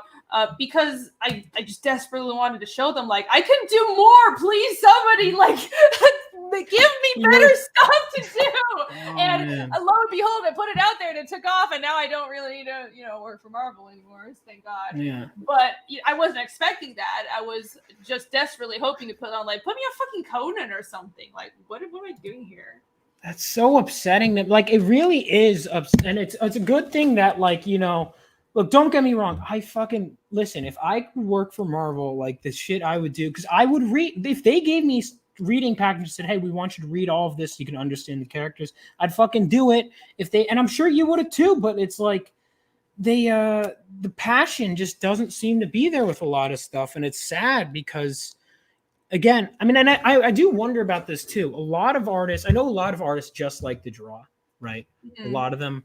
But you are clearly someone that wants to create, right? I've been saying this before. You talk like because I met artists that just talk like nothing wrong with that, but like I met artists that talk mostly about the technique and all of that, and that stuff's great too. And I've heard you talk about that, but you really talk about the writing a lot too. So was it really frustrating for you? Were you ever putting in like writing pitches at Marvel? No, I mean, also part of it is probably I wonder if I didn't take enough initiative. I felt like I couldn't really say anything. It just seemed like whenever they did contact me, it was they needed to fill in, and it was well, you're being assigned this and that. And whenever I did take initiative, it was a couple of times where I asked them, hey, I'm just going to do a design. In the script, you need a new design for this or that thing, and I just sent it in, and they never used it. So I'm like, you just want me to be an art bitch and not like do anything else. Okay, you gotta add hashtag art bitch in your bio. yeah. But I think I would have done more, but it just seemed like with the small steps I did where I tried to do more than I was asked, they just never really gave a shit. So it seemed like it was very clear they didn't want me to do more. But it is what it is, if they don't want that, then I'm gonna leave and do my thing. Now we have Fiendish, so that's good. It's their loss is our gain, and Fiendish is great. And it's I keep saying this in the chat. Hopefully we got some fans who understand this. I think if I was your editor, I mean, well, there's a lot of fucking things I would have done differently. Like, holy shit. First of all, I would have probably said, well, I would have actually asked like what you were interested in working on. But also, I think you would have been like New Mutants. I think would have been a perfect fit for with your style. You're great at drawing young characters and demons and shit. And they do a lot of like experimental stuff in that book because it's kind of like the side book to X-Men, so they kind of get more experimental with like they do like there's stuff where they're stuck in someone's head and it's this weird like topsy-turvy like why am I blanking on it? Almost like a surrealist world where they'll have like demons and shit they go against and they go into horror, and I just feel like that kind of book you would have thrived on. But I guess you look at anime style, so it's like it reminds me. It feels like a very surface level reading of. It is. I did notice that, and it's not just me either. I noticed this problem with Marvel and DC in general, and this has been going on for years. I saw this when I was in college, in art school, in like 2009 and 2010, where American publishers desperately, even then, wanted to emulate the success of the manga market, and they wanted to be like manga, but they kept on only taking the surface of like the dressing of manga, and they didn't understand what actually makes manga so successful. Big eyes. Yeah, like big eyes, or let's get an artist that draws like manga, or even now with like they take the surface level stuff and like what I don't know, I'm blanking on the like the property names. With how like Superman has this like girly ass shoujo transformation. Oh my fucking! I'm watching that show. I'm seeing every character design. I'm like, who the fuck is that? They're unrecognizable. The art doesn't look bad, but I haven't watched it. But for what I heard, it's like the actual fans of Superman aren't exactly thrilled with how it's turning out, and it's the transformation. Even me, I'm like, that's not Superman. It's weird. I mean, you can have some leeway, I think, especially with characters from IPs that like how superhero comics manage their IPs. They have multiple writers come on to characters and explore their characters in their own ways. They're sort of like parameters. It's probably a little more flexible than say me creating a character. It's like I'm very rigid on this is who the character is, and I'm not going to give like nobody gets to have leeway. I'm not going to hand this to somebody else to write Casimir. But with superhero comics, there's a little more like parameters, but it's like they're breaking the parameters. And when you complain about it, they just tell you, well, why aren't you open-minded enough? Why don't you like that, which completely changes his character that the fans understand better than the companies, apparently. It's so ridiculous. It's so dumb. It's like, oh my God, there's so many problems all the time. And it's like, clearly, if you pointing them out, it's like you get blackpilled because it's like if they're paying customers, and that's one of the things that's great about what we're doing is it's like if the customers are pissed off, everyone's making money from customers. We have no corporations, supporting us, unless you're being funded by some foreign entity that I don't know about. I'm going to assume you're not. No, not that I know of. No. You're being funded by the feds. My grifting game isn't that strong yet. If a foreign rich person wants to fund me, that would be great at this point, but sadly not yet. Well, that means you have to appeal to your customer base. I have to actually on merit and do good work. It's shocking, right?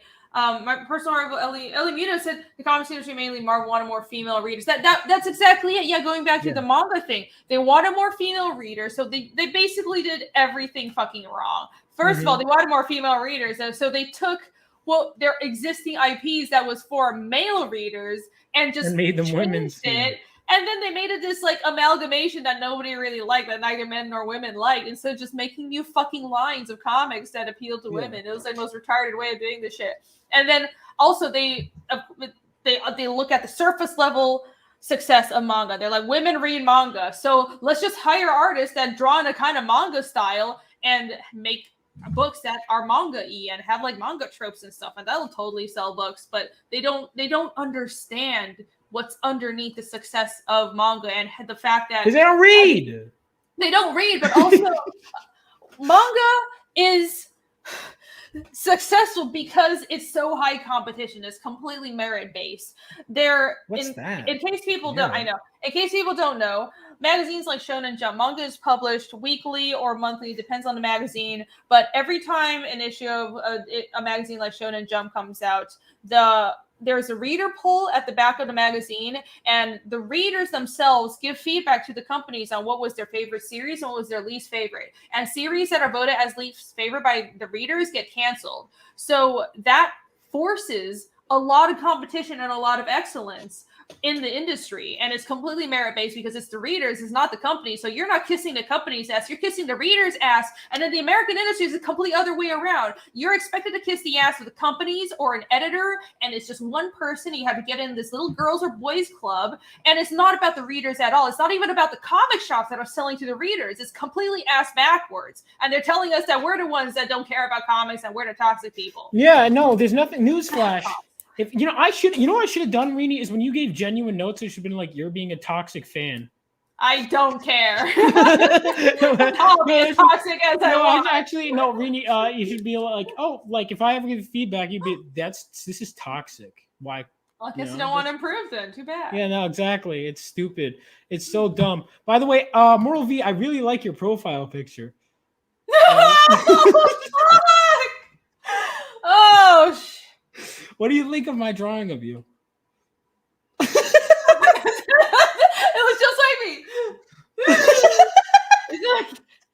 perfect. Good job. It's exactly the same. Thank you. I have actually had no eyes. No, you have eyes. I was like, I actually drew them the first time, and then I was like, I thought it'd be funnier if I just drew lines. I started actually I sent that to Jules, and she was like, "Is that a racist depiction of Renie?" And I was like, yes, it is. I was like, "No, it's just an accurate drawing of a friend." I don't know what you mean. Oh my god. But it's a caricature. I'm nice like that.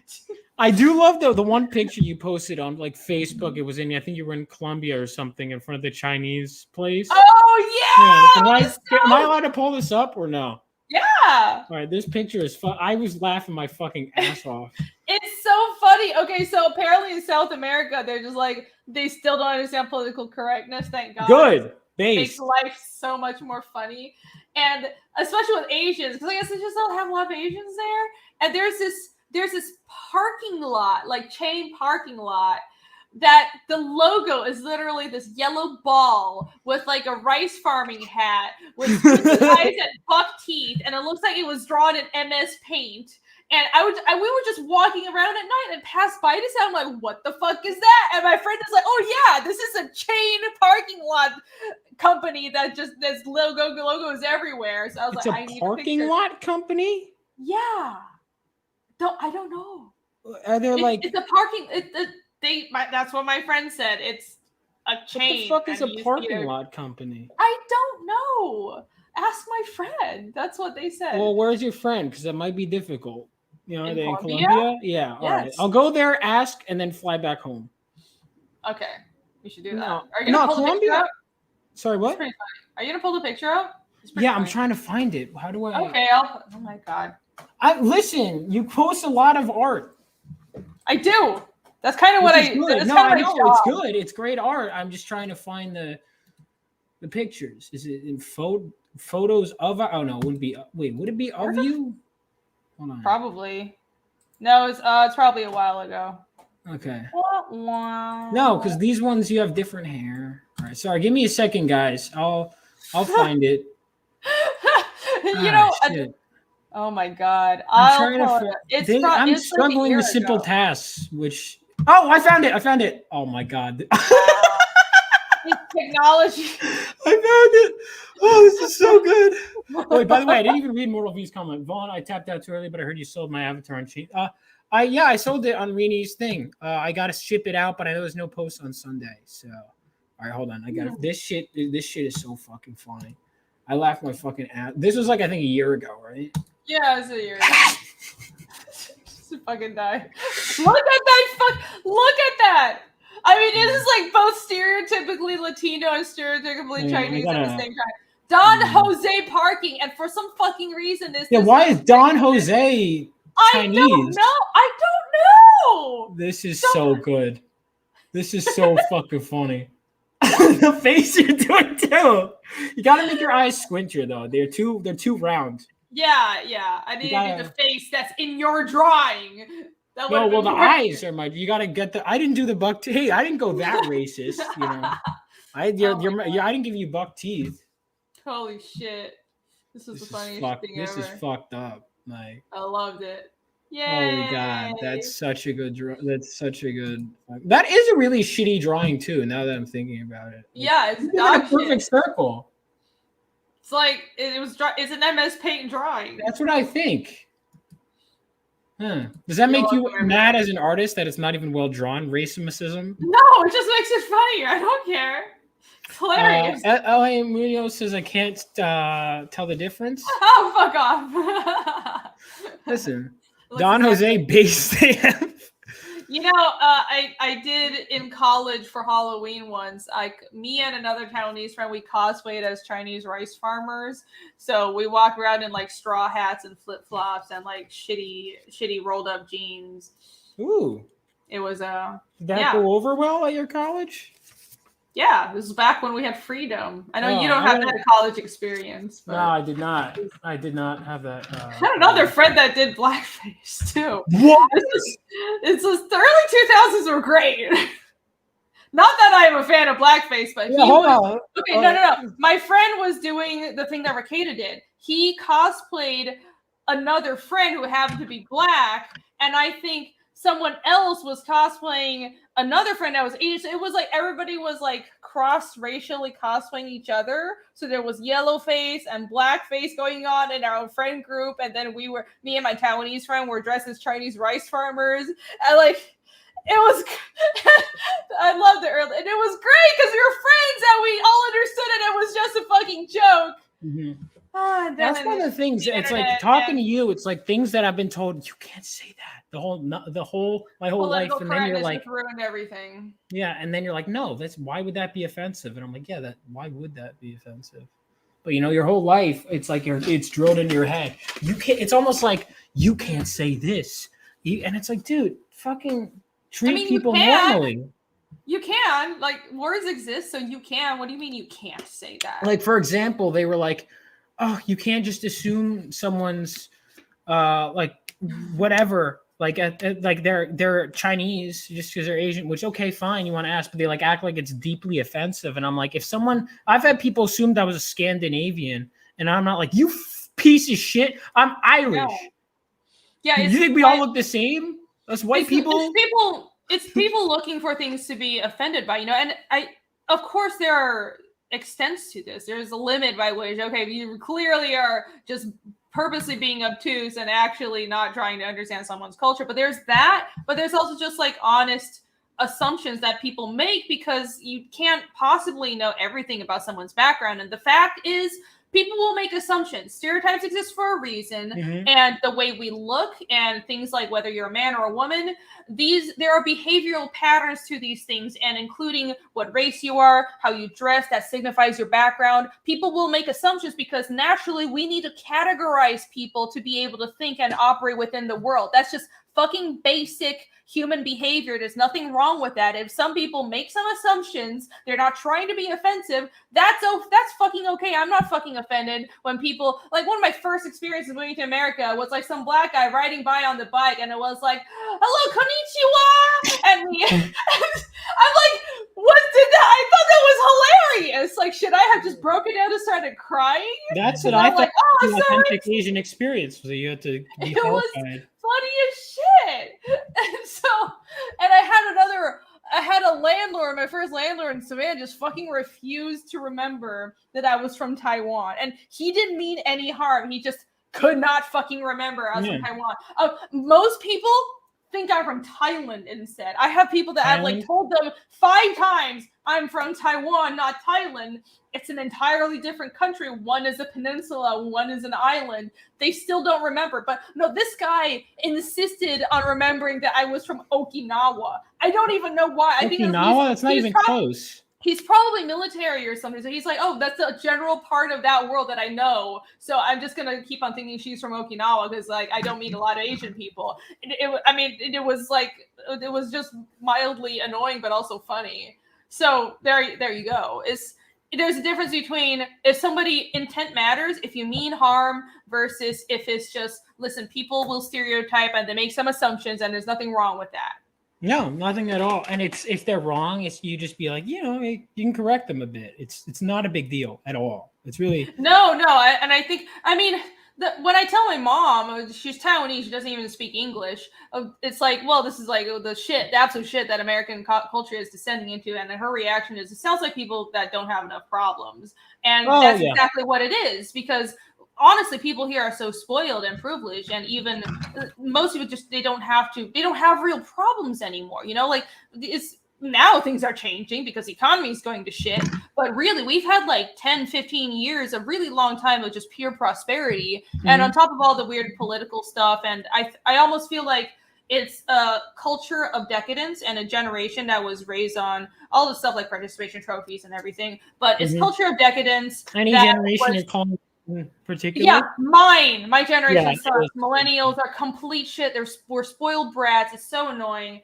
Everybody I went to college with is crazy. But it's that on top of the fact that I think all this ideological stuff that we see now, it came in, it saw a weakness and took advantage of that. But the problem there was already there to begin with. We had this whole generation that was over-sheltered and basically didn't have real problems to contend with. And we're taught as Americans that, well, we want to change the world. And that's a very American thing. And it comes from a very good place. But I think that, so first of all, you come in from this period where everybody grew up over shelter with participation trophies, but we're also taught as Americans, we want to go out and change the world. We want to be in charge.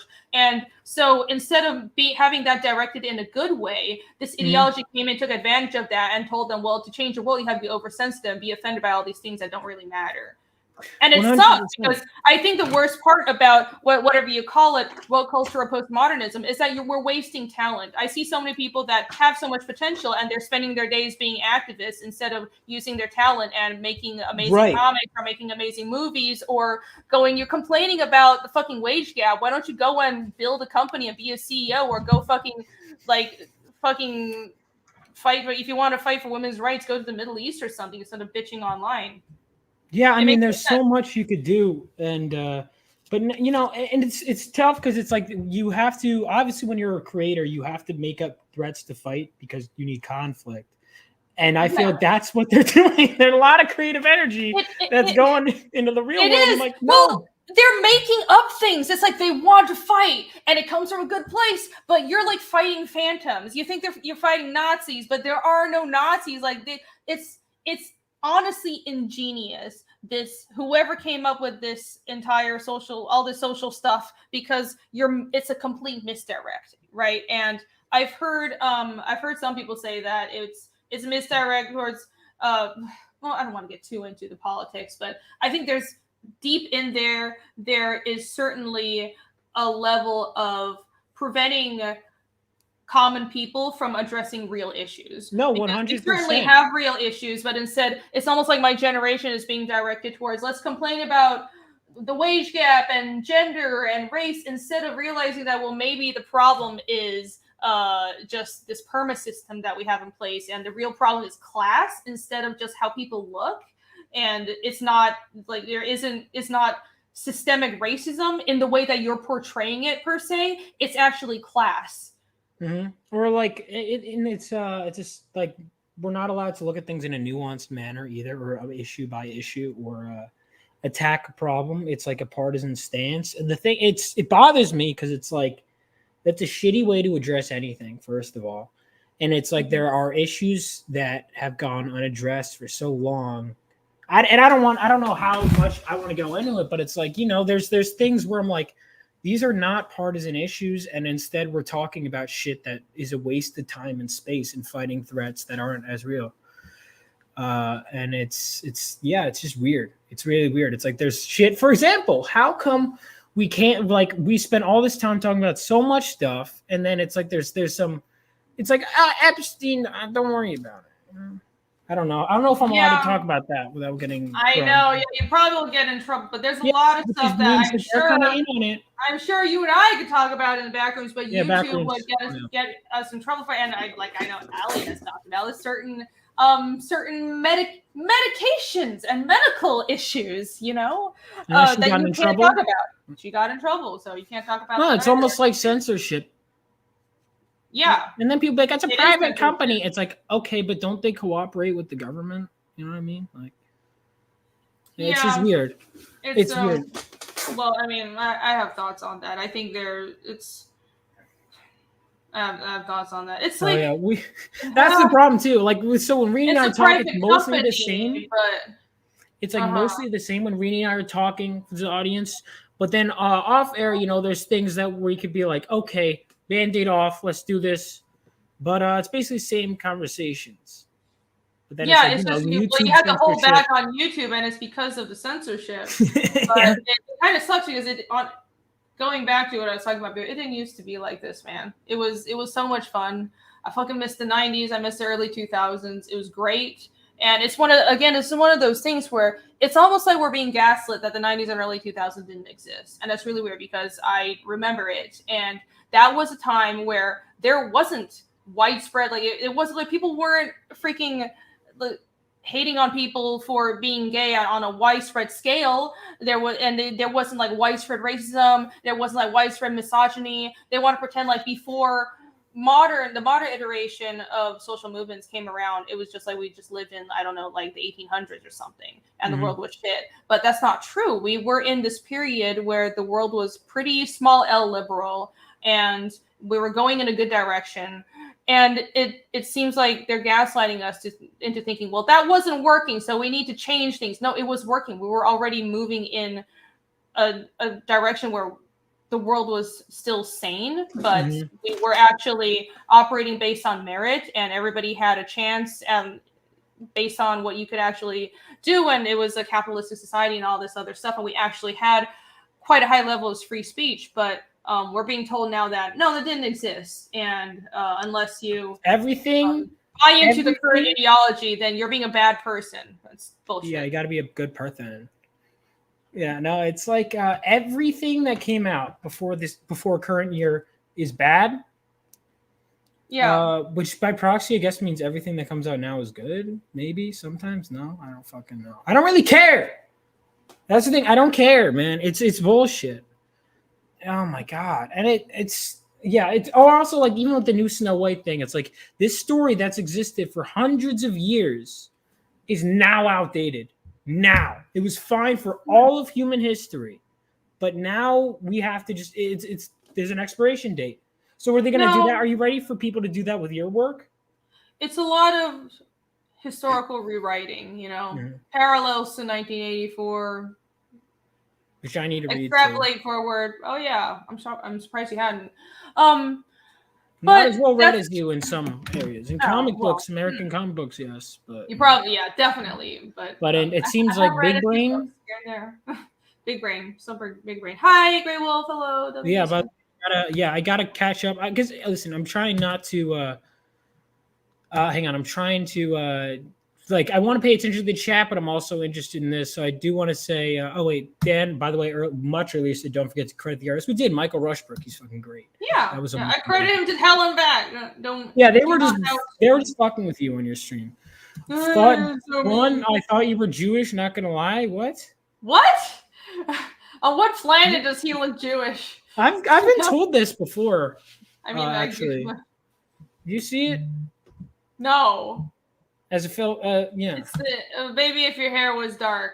I could see it with you, honestly. I could see, I wasn't. Holy hand grenades is like the stream has not turned into venting stream. Well, it's hard, but listen.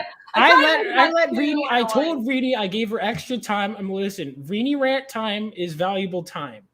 Okay. Yeah, Murami says are good. 1984 used to be mandatory reading. Yeah, I mean, I thought it still was. But here's the thing, though. I'm annoyed, but at the current state of things, but I'm not too worried because I think if 50 years from now, this entire period of media is going to be looked back on with absolute disgust because the pendulum swings in both ways and it'll swing back to the center. It's just we're going to go to shit for a long time, and it's about to hit the fan. But in the greater scope of things, you have to kind of step back and realize that this too shall pass. And in 50 years' time, what will be looked at as the bastion of sanity in comics or in media? And I think I want to be around people that are creating that actually care about the medium. And that's what we should focus on, Damn right. So here's to being on the right side of the arts. Yeah. Here's my coffee. Did you just hold up a water bottle and I didn't know because I'm like, we can't fist bump because we're on the internet. I don't have alcohol on me. I finished my coffee, so I was like, what's the closest thing we could cheers with? All right, you finished. You didn't finish yours. All right, I'll pretend there's still coffee in my Fiendish. Okay. I'm never out of coffee. Yeah. I never ever. Never? That explains. That's another point. Okay. Energy levels. You are one of the only person that's same energy levels. And I was asking Phil, I think, I was like, who's higher energy, me or Renie? Because you're like one of the only people, and I'm trying to think. Well, you're more all over the place. I think I'm a little more focused sometimes, not always. Yeah, maybe ADHD to do that. Oh, okay. I don't know. I don't think I have that high energy levels, but apparently you don't think that? No. You do. Okay, cool. Wow. It's not a bad thing. It's not a bad thing at all. You do great work. Yeah, you're better focused. I need to get better at focus What you got? That would help. Yeah. Yeah. You do. Renie gives good constructive criticism, if you haven't noticed. I do. Sometimes I don't know if sometimes they may just be insults. But you know, sometimes they're criticism. Sometimes I do just want to insult people because it's funny. Yeah, that's true. Any people in particular? I don't know. You don't know? Oh, that's interesting. Just people in general. Yeah, no one in particular though. No one in particular. No, never. Vaughn more schizophrenic? What the fuck does that mean? I'm not schizo. Certain people who put self-inserts of their younger selves into comics that they write. All right, so let's see. Private companies can't do whatever they want. Can do whatever they want. Yes, and we're allowed to criticize, and we're allowed to notice when they're doing what they're doing and be critical. Yeah, 100%. I butchered reading that though. I don't know what the answer to that is. Part of me wonders if a certain level of, because I'm very against government intervention in these things. But what's wrong with saying that if you're an American company, then you should abide by the Constitution at least? I don't think that's going too far. Yeah, but the thing, the problem is I just don't trust the government enough to really. They'll be like, yeah, we got you guys. We're on your side. I have no trust in the government. None. No. So it's a quandary for sure. It's nuts. It's all crazy. You would hope the free market sorts it out. Yeah. Here we go. Vaughn's misanthropy is showing. Renie's, not Vaughn's. Sorry. Renie's, yeah. My misanthropy is showing. Yes. A little bit. People. Yeah. I don't know. But it's, I don't know. You know, world's kind of crazy and we're insane. And then it's easy to be like, you know what, maybe I'm crazy. And they're like, no, actually, I'm not. Because what I'm saying made sense 5 years ago. The world didn't change that much, you know, contrary to what people tell you. Yeah. And so, you know, I'm not crazy. No. It helps to know people outside of kind of like American culture. And it's like, because when you have to explain this to like someone from like China or Japan, they just look at you like you lost your goddamn mind. And it's like, maybe I did it, and everyone else did. You know? Yeah. Because that's what a crazy person would say. I really like having those experiences. It's like very grounding. So you know. But again, this too shall pass. We just have to keep the course. And keep working on books like Fiendish 2.5, which you guys should back if you haven't already. Let me go ahead and refresh. Is it going to refresh fast on here? Probably not. If you guys haven't backed this book, it's really kick-ass. And I don't read a lot of fantasy, for the record. Ooh, we got 2 more backers during this stream. Yay! Okay. Thank guys, you. we're so close to getting 16,000. Let's see how many we can get. It's so close. Probably just one more backer. If one more person backs the peak survivalist here, then we'll be at 16,000. Come on, guys, and let's get to 350 too. 350 backers. Yeah. If you guys, how many of you guys have read Fiendish, by the way? Fiendish 1 and 2. I already backed it 3 times, Vaughn. You did, Alex? Jesus, Alex. Thank you so much. Alex is insane. He was both number 1 and number 2 on this campaign, and I don't know how he did it. That's nuts, dude. He said something about having like multiple tabs open and ready to go, but I don't even.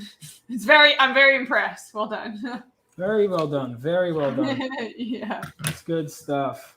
Hey, Michael Rushbrook is here. Hello. Oh, Michael? Crap, I almost missed the entire stream. No worries, man. We're glad you're here. Michael Rushbrook, your art is fucking amazing, dude. Like, it's so good. It's so good. I might have to interview him at some point, man. This is great. It was great streaming with you for a bit, too. Also, I'm sorry for I was on the Renie's launch stream. I'm sorry. I kept trying to get back in with my fucking car. And, dude, I swear, I finally get in, and then the rain starts fucking assaulting my car. It was a bad drive. Your internet was shit? It was so bad. It was no, but it was weird because I could watch the stream perfectly. And then as soon as I go in it, you guys start roboting. I'm like, oh my God, what's happening? It was just funny on our end because we're like, oh, Buzz here. Oh, no, he's not. Yeah. Because I kept getting out because I was like, I'm not going to waste time with the whole intro. If I'm fucking you guys over, I'm fucking you guys over. and I don't want to do that. And so I'm like, No, let's get out and not distract from the show too much. Me getting in the show, when I finally got in, I feel so stupid. Alex actually messaged me, he goes, dude, just connect to the Wi-Fi. And I'm like, I didn't even think of that. And then Alex goes, dude, did you? And then Alex was the one who saved the stream. Yeah, and then Alex messaged me. And he goes like, dude, did you really not even think of asking for the? Would you have even thought about it if I didn't tell you? And I was like, honestly, no.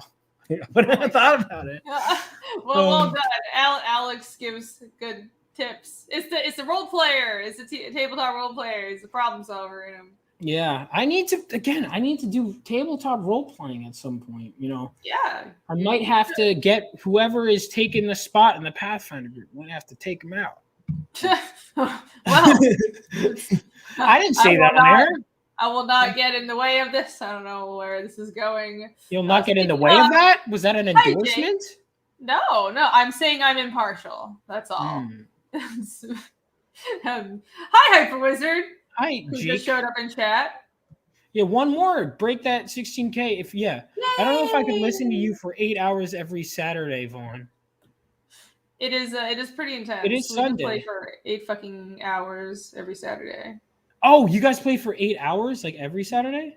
Yeah, pretty much. Oh, I didn't know you did it like that routinely. That's awesome. Yeah, that's why I'm always late for Flashcast because we play in the afternoon. Is it on Yellow Flash's channel? I've never watched Flashcast. It's usually on his channel. It's sometimes it's on a couple other channels. Okay. Yeah, this is fun to just talk about like pop culture stuff. I hop in when I feel like I know what they're talking about, but I'm so culturally illiterate that I'm like, yeah. I mean, I like Flashcast though. I just don't always know the subject. Were you on last night? No, I was about to hop on, but then they ended like right before I was about to hop on because I think Midnight's Edge was hosting and he ended it super early. No, it's fine. Are you on every week? No. I need to be on more because I like those guys. They're fun. You play on Thursday nights. That's awesome, Alex. That's good though that you have a designated day to actually allow yourself to not be working yourself, like crazy. Is 8 hours, so that's good. I didn't know. But I'm usually drawing and playing at the same time. Okay. So even then, it's not a day off. No, the grind never stops. I don't stop working. What are you talking about? Yeah, I don't think I've ever. It's normally I don't really either. I'm always working on something. More Chad is blaming me for not being on Flashcast. Okay, listen, I was going to go on Flashcast. I felt guilty, and I wanted to stay through the Pathfinder module. And then by the time I left, I was like, okay, I'm gonna hop on. Literally missed it by 20 minutes. So, oh well. Happens. Shit happens. But it's fine. I'll hop on some other week. You did stay on for, because I know when Irene's like, oh, the stream's gonna end at 4. I'm like, okay, so I'm like 5, maybe 6, and it did. No, I have a problem with just saying the problem is me. I have a problem with leaving because I never like my own streams. I don't want to cut people off. I want to make sure everyone is promoted. And when I'm on someone else's stream, I always do this. I'll want to leave, but I'll just force myself to stay till the end because I feel bad, and it's a problem I have. But maybe it's time to fix that. yeah, maybe it is. But it's okay. I mean, we enjoyed it, and obviously, I was able to get you get in person. I was able to finally, when I was at the con, be like, "Yo, everyone say hi!" So I finally got that. Yeah, that was cool. That was a lot of fun. Yeah. And people were asking if you were going to be on Kings tomorrow. Sure. Yeah, I plan to. All right, yeah, 7 well, I know some nights they do like 8 or some shit. Yeah, I plan to. I mean, I'll probably be late because I'm usually busy till late. But yeah. You're always busy, which is good. It's a good sign, and you're putting out good work. I'm very busy. But your vacation going to be very well deserved. Well, exactly. I have like all this shit to do because I'm flying out soon, and I'm traveling all over the fucking place. I'm going to visit Taiwan and all that stuff. So. Which is why I had to launch 2.5 now. I wanted to wait until all Chapter 2 books were actually in customers' hands, but I realized I can't push this back further because either I'm going back to Taiwan really soon, and then launching too late in the year is also a bad idea. So I just had to launch this. I hope nobody minds too much. Seems like it's been pretty well received. So thank you guys. Yeah, no, it's been great. Will there be another variant cover for 2.5? Another variant? Not. I don't plan on that right now. No. I mean, I plan to keep this campaign really simple, right? Like, this is. I want this to be a low price point bar of entry for anybody who's looking to be introduced to Fiendish, and it's also like an extra. It's a reward for anybody who likes the main series and wants to like get something that probably will be pretty. I mean, all my campaign covers are limited, but it's a very book focused campaign. I meant for this to be a smaller campaign that's just a book and a couple like I have a enamel pin and a magnet, and that's it. So no, right now, what the only things I have planned is there are going to be stretch goals, and I have trading cards lined up with my trading card artist, and maybe I'll add a poster at some point. That's good. Mm-hmm. Definitely. Yeah, I honestly, and the fact that you, again, it's a pretty bare bones campaign, so you making all this is good, but I think we could get this number up, guys. Like, come on. This is serious, but this is what, a 20 something. How many pages is this book? 25. Well, the story is 25, and there's going to be more stuff in it because I always put like a shit ton of extra content. There's some sketches and concept art from Michael Rushbrook as well, and I might put some world building stuff in the back. So it'll probably be like a 30-page book, which is small for compared to like my other main Fiendish books. I've done 50 story pages and 60. Well, how much was book 2? Book 2 was like 66, 67 pages. Was it really? They're big books. Yeah, and then with all the extra content, it was actually an 80-page book. It read 80 fucking pages. in the best way. It read both Fiendish books read very fast in like a good way, because there are books that are like 40-something pages where I'm like nothing memorable happens. But like the pacing is a tough thing to get right too. But I guess it's probably easier when you're an artist. I'd imagine. I don't know. Or is it not?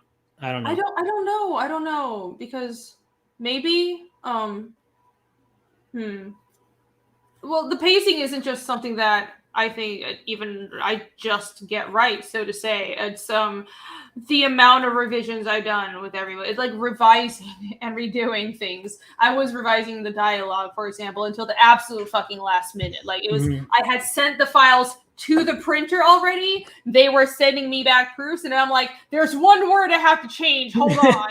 Like, you don't understand how many were, like, I was so fucking picky about the dialogue, which is why I'm glad you said you liked it, because I spent a lot of time on it. And none of this stuff is, I think it comes naturally anymore. Well, maybe if someone is like really, really talented, there are genius writers out there, but revising goes a long way towards that.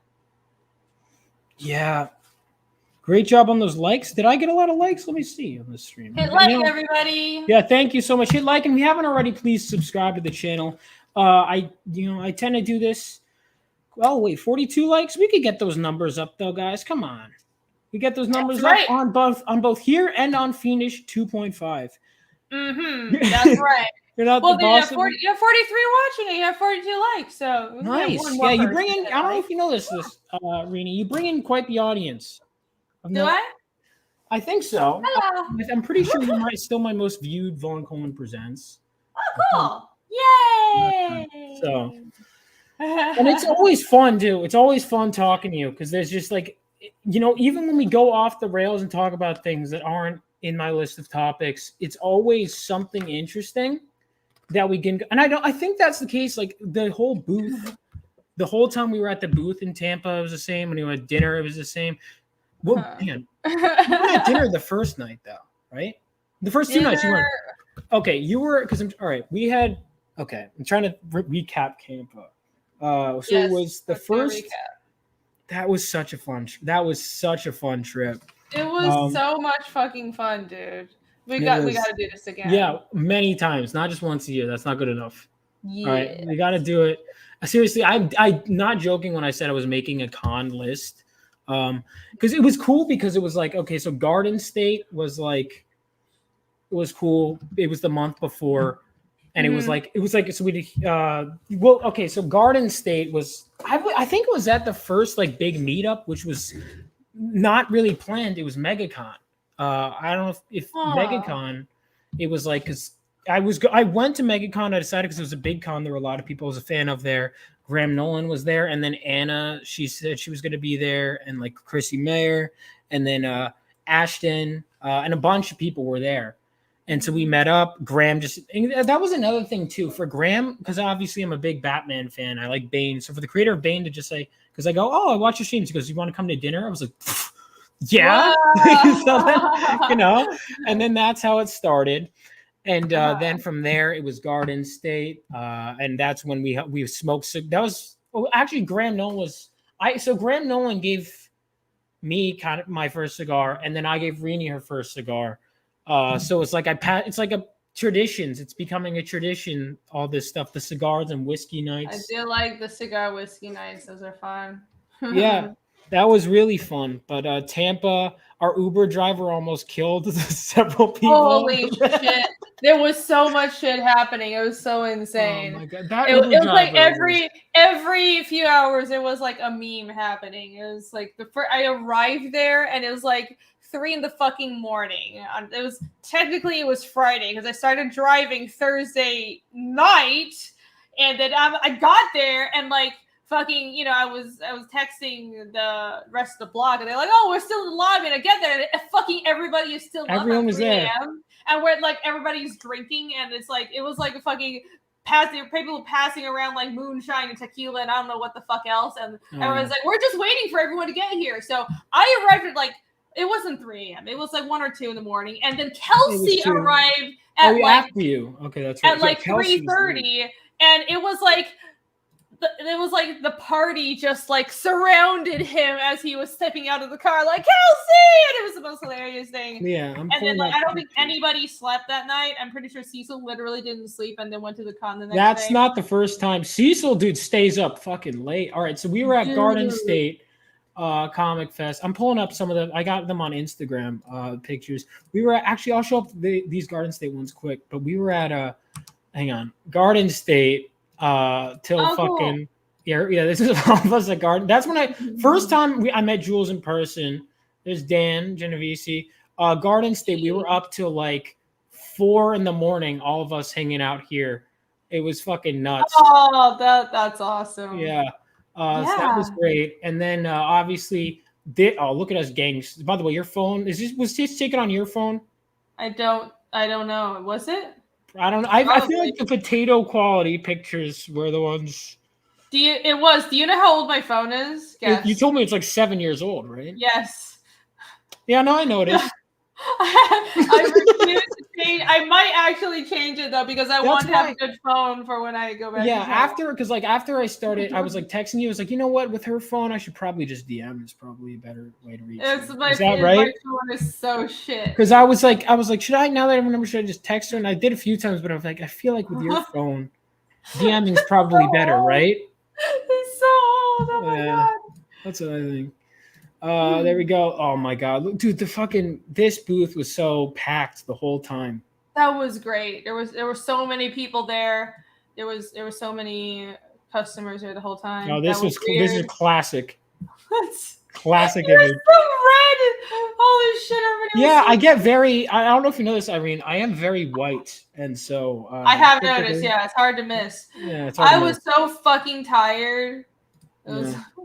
Yeah, you were pretty. No, you were hiding it well. Well, okay, when you first showed up, because I've said this, but like people that are watching now, when we first showed up, we were all in the lobby, and directly across from it, like if we're looking this direction, is where the door is. And so we're all looking, and then I just turn and I just see this girl just jumping up and down outside the window, outside the glass doors. I'm like, well, I think like Phil was saying, we're in the lobby of this, and I was in a different hotel, so I walked. It was right next door, and I walked over, and I didn't expect. Like I looked through the glass door, and y'all were hanging out like in this couch area right in there. So I was like, oh my god, it's everybody! And so.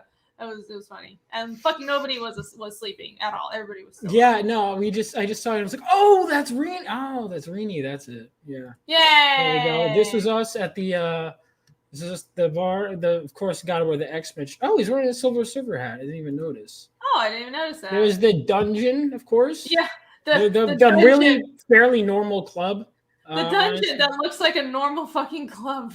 Yeah. Weird, right? Yeah. Joe Ball. Jake looks fucked up in this picture. Every fucking picture, Jake looks like, what's happening? That's like his perpetual expression. And there was, of course, me shilling myself there. Dude, that was such a fun trip. Oh, the dinner was so good. The Brazilian steakhouse. Oh my God. I didn't know. So wait, the coasters were supposed to like be green, or there was green or something on the, they stopped the food or something? Yes, there's like, a little, yeah, you had little like cards that you flip if you want food, and nobody was using it. We were all I didn't know that it was a thing. Yes, it was a thing, but you were using it as a coaster instead. When you go to a Brazilian steakhouse, they have these like round cards or tabs that you're supposed to flip. Like one is red, one side is red, one side is green. It's like a traffic light on your table, and they'll come around with food and skewers, and you just like flip it depending to show the server if you want the food. And Vaughn here was using just the fucking card. I didn't know I had another side. I just put it under my drink. Okay, anyways, it happens. It's fine. Well, you didn't correct me. Well, I do like watching people suffer sometimes. It's very amusing to me. Yeah, anyone in particular you like watching suffer? Mostly you. All right, did you see the beginning? That Tampa stream, Renie is in full effect. Where? What? On the one when I was... All right, so we went after the dinner, we were in the Uber, and Renie's like, someone fire up a live stream. And because her phone's like a piece of shit, can't fire it. So I was like, I'll do it. And then immediately I start the live stream. And you're like, oh, Vaughn's incompetent. His stream sucks. I don't remember that. Dude, you know what it was? And I still feel bad about this. Yeah, it was because I accidentally made you spill your drink, and I still feel horrible.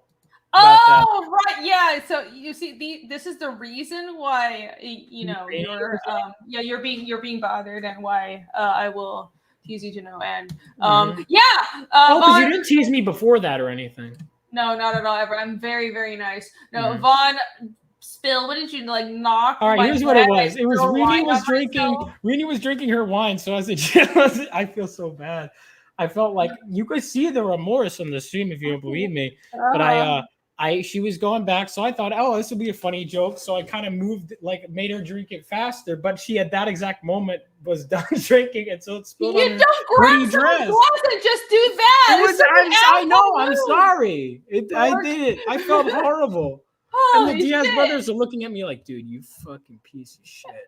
And I was like, I felt really horrible. Smooth. That's what you do. You just do this when someone's drinking. I felt horrible. Glad I wasn't wearing like a light colored dress or something. Well, is your entire wardrobe black, by the way? Yes, it is. Yeah, I was wondering that. Your closet. Well, hang on. What are you wearing now? You're red, right? You're wearing red?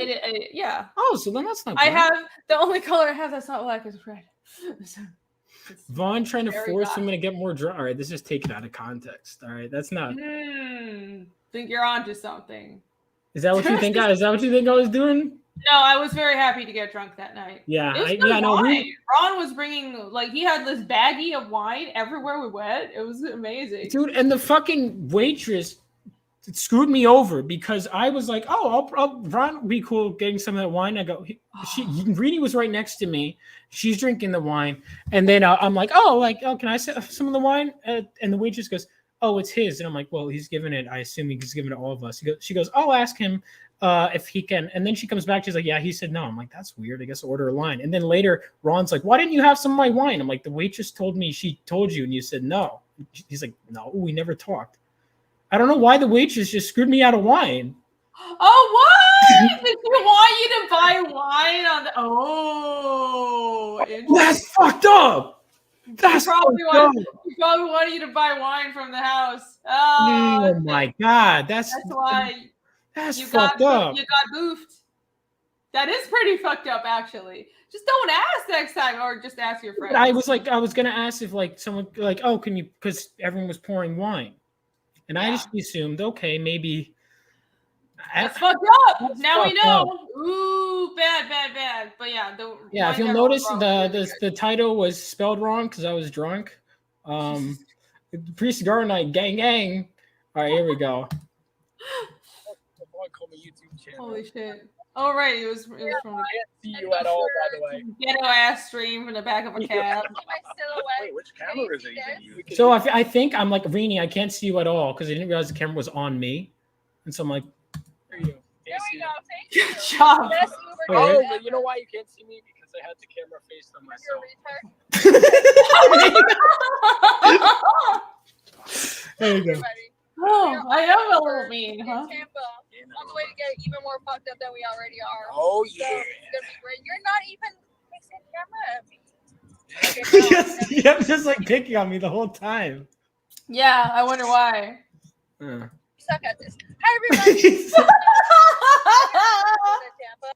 Oh, go me. I'm good. Hello everybody. She's just insulting There- me for no. no reason. I am. Hold on. So Grand Insulting Nolan, instead, I get off Grand on. Nolan booked like a whole cigar.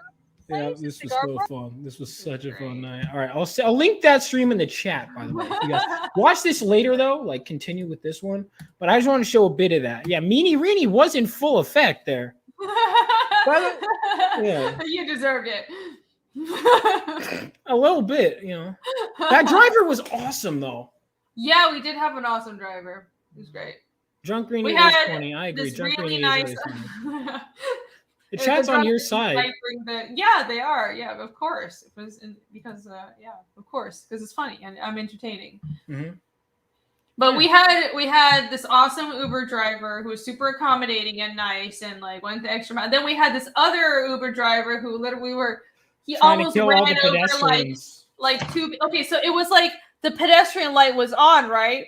And there was somebody in the crosswalk, and he still made the turn. And I'm just like sitting there. I was in the passenger seat. I'm like, he's gonna stop, right? He's gonna stop, right? Yeah, I And, like, did that too. And then like he was like 2 feet away from this couple that was walking across, and then I was like, I literally yelled, "Whoa, stop!" And then he like stopped like inches from these people. I'm like, And he looked at us like, "Bro, you're fucking And it was- crazy. holy shit! It was right outside of the hotel because I'm so glad because I was like, if we weren't almost at our destination, I would have just gotten out. Like, we're leaving because I don't know what's wrong with this guy. That was It was scary as scary. shit, man. Yeah. I don't know why. I probably gave him like 5 stars. I probably shouldn't have done that, but I didn't want him to kill Why me. the fuck did you do that? Because I didn't want him to kill me too. Oh my fucking god! Just tell him, hey, you almost killed a pedestrian. Yeah, he almost killed several pedestrians. Yeah. It was like he also that Asian girl was crossing the street and he almost ran her over too. Yeah, it was the Asian girl crossing the street, and the other family that was about to cross the street. There was an Asian girl in the middle of the street, and then at the end of the crosswalk was this family with a baby stroller that he also almost. Oh my god, it was horrible. Oh my god. Okay. Irene is a backseat driver. Listen, in this scenario, she was entirely justified. That was fun. No, that was some insane He shit. was literally about to run across these with the pedestrian light was on. I'm not Jake was with us too. IDK, I kind of want him to keep driving. All right, you're alone in that, Jake. I was. We all ready to know get Jake. the fuck- Jake hates the Asians. We all understand. Yeah. Huh. So is he like half okay with you, or is it like how does it work? He's half okay with me. It's because I'm only halfway to despicable.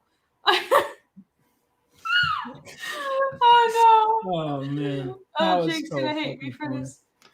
this. Jake? Well, yeah, I don't know. Is Jake gonna hate you for this? We'll see. Time will tell. No, he won't. If you like Jake's He stuff, will. again. Then I'll Fiendish be 2.5. sad. Then I'll be sad. 'Cause I You'll don't be like sad. So then will you turn into sad Renie? What's sad Renie like? I don't know. Is she mean? Maybe. Maybe. I'm very mean. Mm-hmm. You're not, even meanie Renie is not that mean, honestly. Okay, I'll try harder. Thank you for the critique. Yeah, is that the lesson you want to take away? Not that you're like a nice person or anything. No, I'm mean. Fear me. Yeah, you're really scary. Yeah. Very scary. Hey, you want to see some art? See, I guess No, I can show I'm you kidding. this. Yes, of course I do. Love As to I'm see not done with this, but I might put this wood burning up on the 2.5 campaign. So Ooh, I might get it. So people were complaining about like the campaign, like because it's a very bare bones campaign. But just so you guys know, The plan is it's very book focused, very straightforward, but we're going to have original art on the campaign. So the original art that's on there is already sold out. There's going to be more from both me and Michael Rushbrook. So that will be the main incentive that you can buy original art from us on there. And so we gonna bump this campaign up. And I have this wood burning piece, and I'm working on it right now. And it's I figured, because I don't have a lot of time, but I can finish this. I'll finish this tonight and put it up. And since it's the character's past, this is Mini Ragna. Here's little baby Ragna. That's good. How much are those going to be? I don't know. I've been told I need to price my work higher, so you do.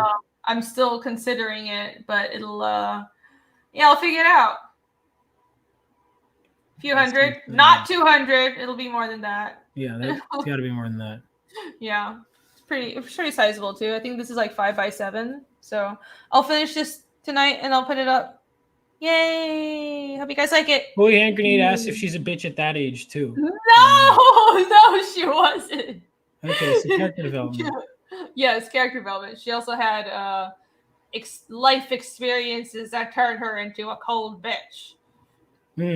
She's very adorable and sweet. Even when Casimir met her, she was very sweet. There's very sweet scenes in 2.5. Yeah, I'm excited by that. That's really going to be a fun book. Yeah, it's mostly Casimir, though. But we do see a little bit of Ragna. And we see how Casimir and Iskil met. And I love that scene, by the way. I think you guys are going to like it. I did want to ask, because I know this is one of your favorite parts. Why did you choose this one in particular? Was what you didn't want to draw? No, it's just because it was a Gaiden, if you know the manga terminology. That's essentially what it is. And it's not that I didn't want to draw it. I really did want to draw it, but I don't have time. Yeah. I don't have time. I need to work on chapter 3. And that's also another thing. Like, okay, functionally speaking, as someone who's like, okay, I need to like work on my schedule. This is great because now while the 2.5 campaign is running and while Michael has been working on the 0.5 campaign, and I think going forward with my artists that work on the 0.5 campaigns, I have more time to work on the main books because these are big books, and chapter 3 is going to be fucking huge. I'm still not done thumbnailing, but this is going to be again another at least 70-page book because there's a lot that goes on, but I have to cover this huge chunk of story because I want to get to a certain point, and I have like these reveals set at the end of every book, sort of like every book has its own beginning, middle, and end. So I have a lot of material to cover. I need time to work on this and get it right. So for scheduling purposes, I want to draw everything, but I can't. And I got very lucky. I found Michael. So and he is helping me out here. It turned out great.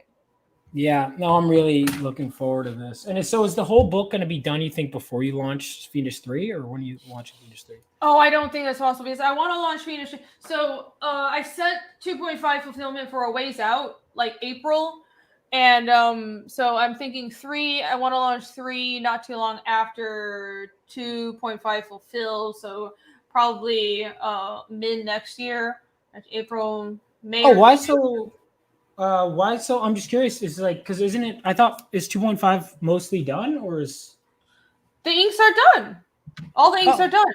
The entire thing is done. We're just coloring it. Yeah. So it's just, I mean, it's worked out great because Jake has all the time in the world to color it, and I want him to do the best job he can. But I set it further out because again, I'm worried about printing issues and mostly that. I'm hoping to fulfill early, but yeah, I'd like to take time and make sure we get the colors right. And we do have until April, so that's great. And I very much want to be on time with all these books going forward. And that gives me an extra buffer to work on chapter 3, so I can have more of chapter 3 done before I launch and make sure that that book is also on time. It's I'm just planning things way out from the present. And you excited? Do you every year have like ways to expand the business or like ways you want to keep going forward? I mean, I'm thinking about the project, and the project kind of leads to business, you know. Mm-hmm. Like it's the book comes first, and the product and the story, and it's just whatever I have to do for the product and kind of how to present it to the customers. Like stuff like the website and the store and all the other stuff that I'm doing, all the merch, it all comes out from the project. Like the IP itself leads everything else is sort of how I approach things. So I think that works very well. That's fits how I think better, because it's not that I think artists do need to think more like business people, and that's a huge problem. 100%. Like, just creatives in general are terrible at thinking like business people. I like to think I've always had a bit of a better business mind than most creatives, but still not as much as some other people, right? And the problem is you need to find the key of no, but here's the thing. Every successful business, you let the idea lead the business, though. It's not just, you have to do these things and then every business will be successful. The truth is you find a hook, you find a brand, and that's memorable and something that you're selling, and you find your audience and you focus on that. And for me, what I figured out is, well, it's Fiendish and I'm invested in. I found an audience that seems to like what I'm giving them, and I'm just going to keep on giving them that product, and I'm going to tell the story right, and whatever else I can do to supplement that. If I have to make a store, if I have to make merch, if I think that I can make, for example, I want to make Fiendish into a tabletop expansion. I think that'll make the experience better for the customer, so I'm going to do that. That's how I approach my business. Yeah, I mean, your business model is inherently, I look at your, like, the way you're running things, and I'm like, okay, she does that. That's how she runs it. Like, I do. And that's why I'm always asking you questions, because I'm like, okay, like, I like the website, I like all the lore stuff, I want that for my book. I like the fulfillment strategy. Yeah, no, I'm watching your stuff, and I'm like, okay, I'm gonna take that. I'm gonna take that. Well, I'm glad, because this stuff wasn't figured out at first. With chapter 1, I was kind of just bumbling around in the dark, and I think I figured some things out by chapter 2. And well, that's the thing, is inherently when you watch other creators succeed, it's like, it makes you better. If you're observant, absolutely, it makes you a better creator. And also when you see them stumble, you're like, how do I avoid that? And it's important to do it, especially someone starting a business. It's like you said too, the thing is, I could do everything right business wise, right? And the thing, I think what'll prove whether I'm a good storyteller or not is not going to be my first campaign. Because the truth of the matter is that people haven't really read my work. I can say I'm a great writer. I can do all this stuff. People can say my script is good. No one knows until they've read it. And so it's like, if the second book does well, then I'll know that I did something right and that it's going forward. Yeah. I think that's the tough part too when it comes to being. And I'm wondering how you feel about this now that you're in a space where you're marketing yourself more so than at Marvel. Do you feel like, when it comes to streaming and making content, because that's a whole different form of creating entertainment, like, you've studied every form of art, and is it frustrating that you have to learn yet another one in streaming and stuff? It's not frustrating. No, not really. I think presenting yourself is just something that, again, it's something that you need to learn to do in this day and age to be successful, almost. Like, unless you're just like god tier art, like fucking Kenneth Rogafort, but I'm not quite there yet.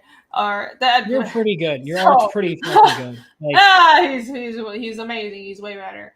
But it's not annoying. I like learning new things. I love figuring out the whole business aspect of it, and there are things that other people do that I'm watching and learning as well. And watching what people that have been doing this for a long time, like Billy Tucci, like, what does he do? And I'm going to model the things that I think what he's doing would fit my business and what I'm doing, and also looking like really successful newer creators like Eric July, and how he's good at the YouTube part. He's good at marketing himself, what he adds on his videos, how his channel is run, and other successful YouTubers. And I'm just not even there yet. I'm still getting started, and it's most of that is just, I don't have enough time on my hands. It's like, I want to make more shorts. I want to make more videos. I need to do more drawing recordings, but this stuff takes time, and I'm committed to slowly building it. And I like the challenge, because I want to build something that will last for years. And to me, it's all for the sake of this project that I care a lot about. Like, to me, this is this is like my child in a way. Every time I put a book out, it's like I'm putting out something that's very important to me. So there's no limits personally to me to what I have to learn or what I have to do to make this possible. 100%. That's awesome too. I mean, it's always learning something new. And it's the slowing building is pain because I'm sure you get this too. I have a million different ideas, whether they be creative ones or marketing ones, or even you mentioned things like shorts, and it's the time and the day and it's I'm sure you have those days where you feel like even though you've worked the entire day, they're like, I didn't get to do shit, man. Yeah. And you work 14 hours and it's like, I didn't get anything done. And it's like, yep.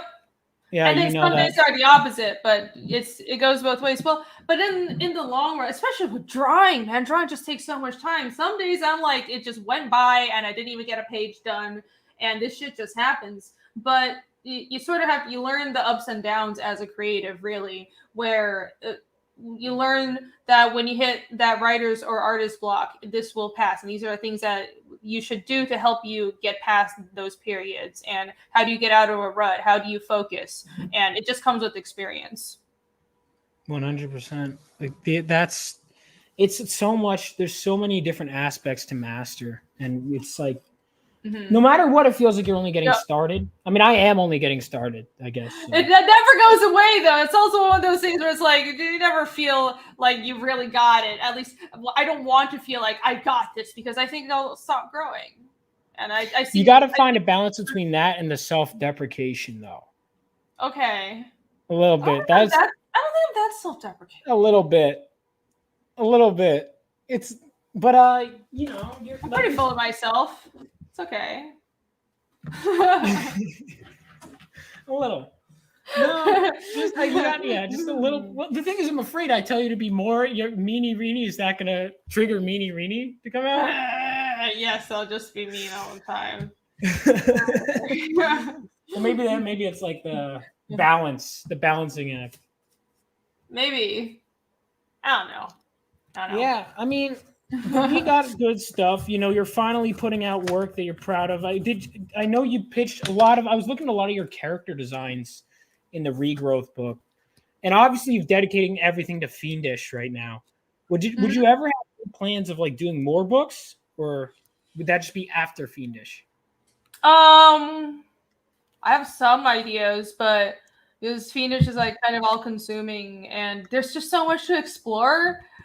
I don't have an urge to make anything else right now other than Fiendish. It's like, yeah, I have some ideas, but like my creative itch is completely fulfilled by just doing Fiendish. But I have some ideas. I have this older webcomic I did called Shaman Child, and yes, I've been obsessed with shamans for a long time, or just like the thematic elements of shamans. I think it's cool. I have half a mind to adapt that to the world of Fiendish, because I think Shaman Child was something I started in college. I think it was like my senior project pitch. Yeah, it was my senior project pitch. Yeah, and it's still out there, it's still on the internet. And I kind of just stopped drawing it because I felt like nobody was really interested, and I got really busy with my animation job.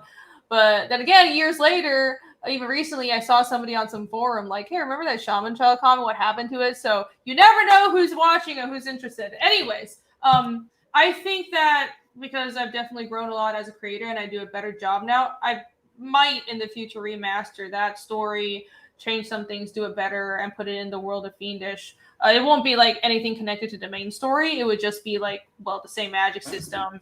It'll be in a different part of the world. And I'd like to do like some hard-boiled crime thing someday. I've been for years. Like this is my other thing that I was working on in college. I had this other pitch that was like this hard-boiled crime thing set in Hong Kong, and I want to set it in Asia, and I want it to be just like really bloody and like just all out there, completely crazy, tits everywhere. Man, I haven't quite figured out what exactly. I have some ideas, but that's just something, because I love that kind of shit. I love that kind of stuff.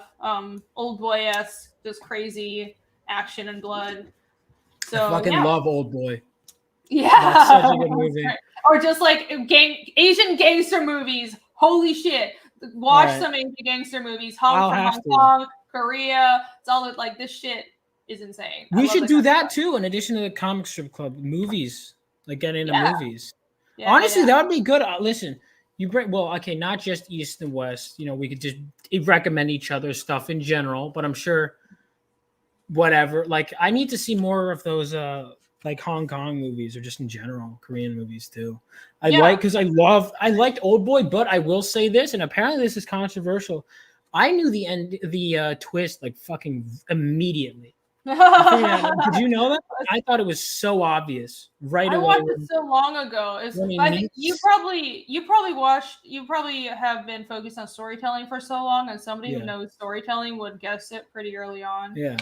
But yeah, I didn't approach it from that angle. I watched it a long time ago. But I am, because I normally like there's stuff I'm like caught off guard by, but that one I was like, yep, this is what it is. I was like, that's too perfect. Well, that's too bad because it was a great experience not knowing. Yeah, I still liked it. I still think it was a good movie. I mean, obviously there's that iconic hallway fight. That's why, because I remember Daredevil, the show, the Netflix show, has this amazing hallway fight that I've watched over and over again. And then I would look up best fight scenes like that, and people are like, Old Boy has a hallway fight, and I was like, all right, I'll watch Old Boy. And it's so good. I also was surprised how early that fight scene happens in it. Yeah, it really did happen early. I don't remember that. You mentioned, so would you draw? Because I know you obviously would want to draw all of them, but time is our biggest enemy, Yes. And so would you ever just like write something and have someone else draw it? Kind of like what you're doing with the 0.5 books? Like something other like than... that. Like say you have all these other ideas. I think someone else is going to mess it up, though. Is that often the...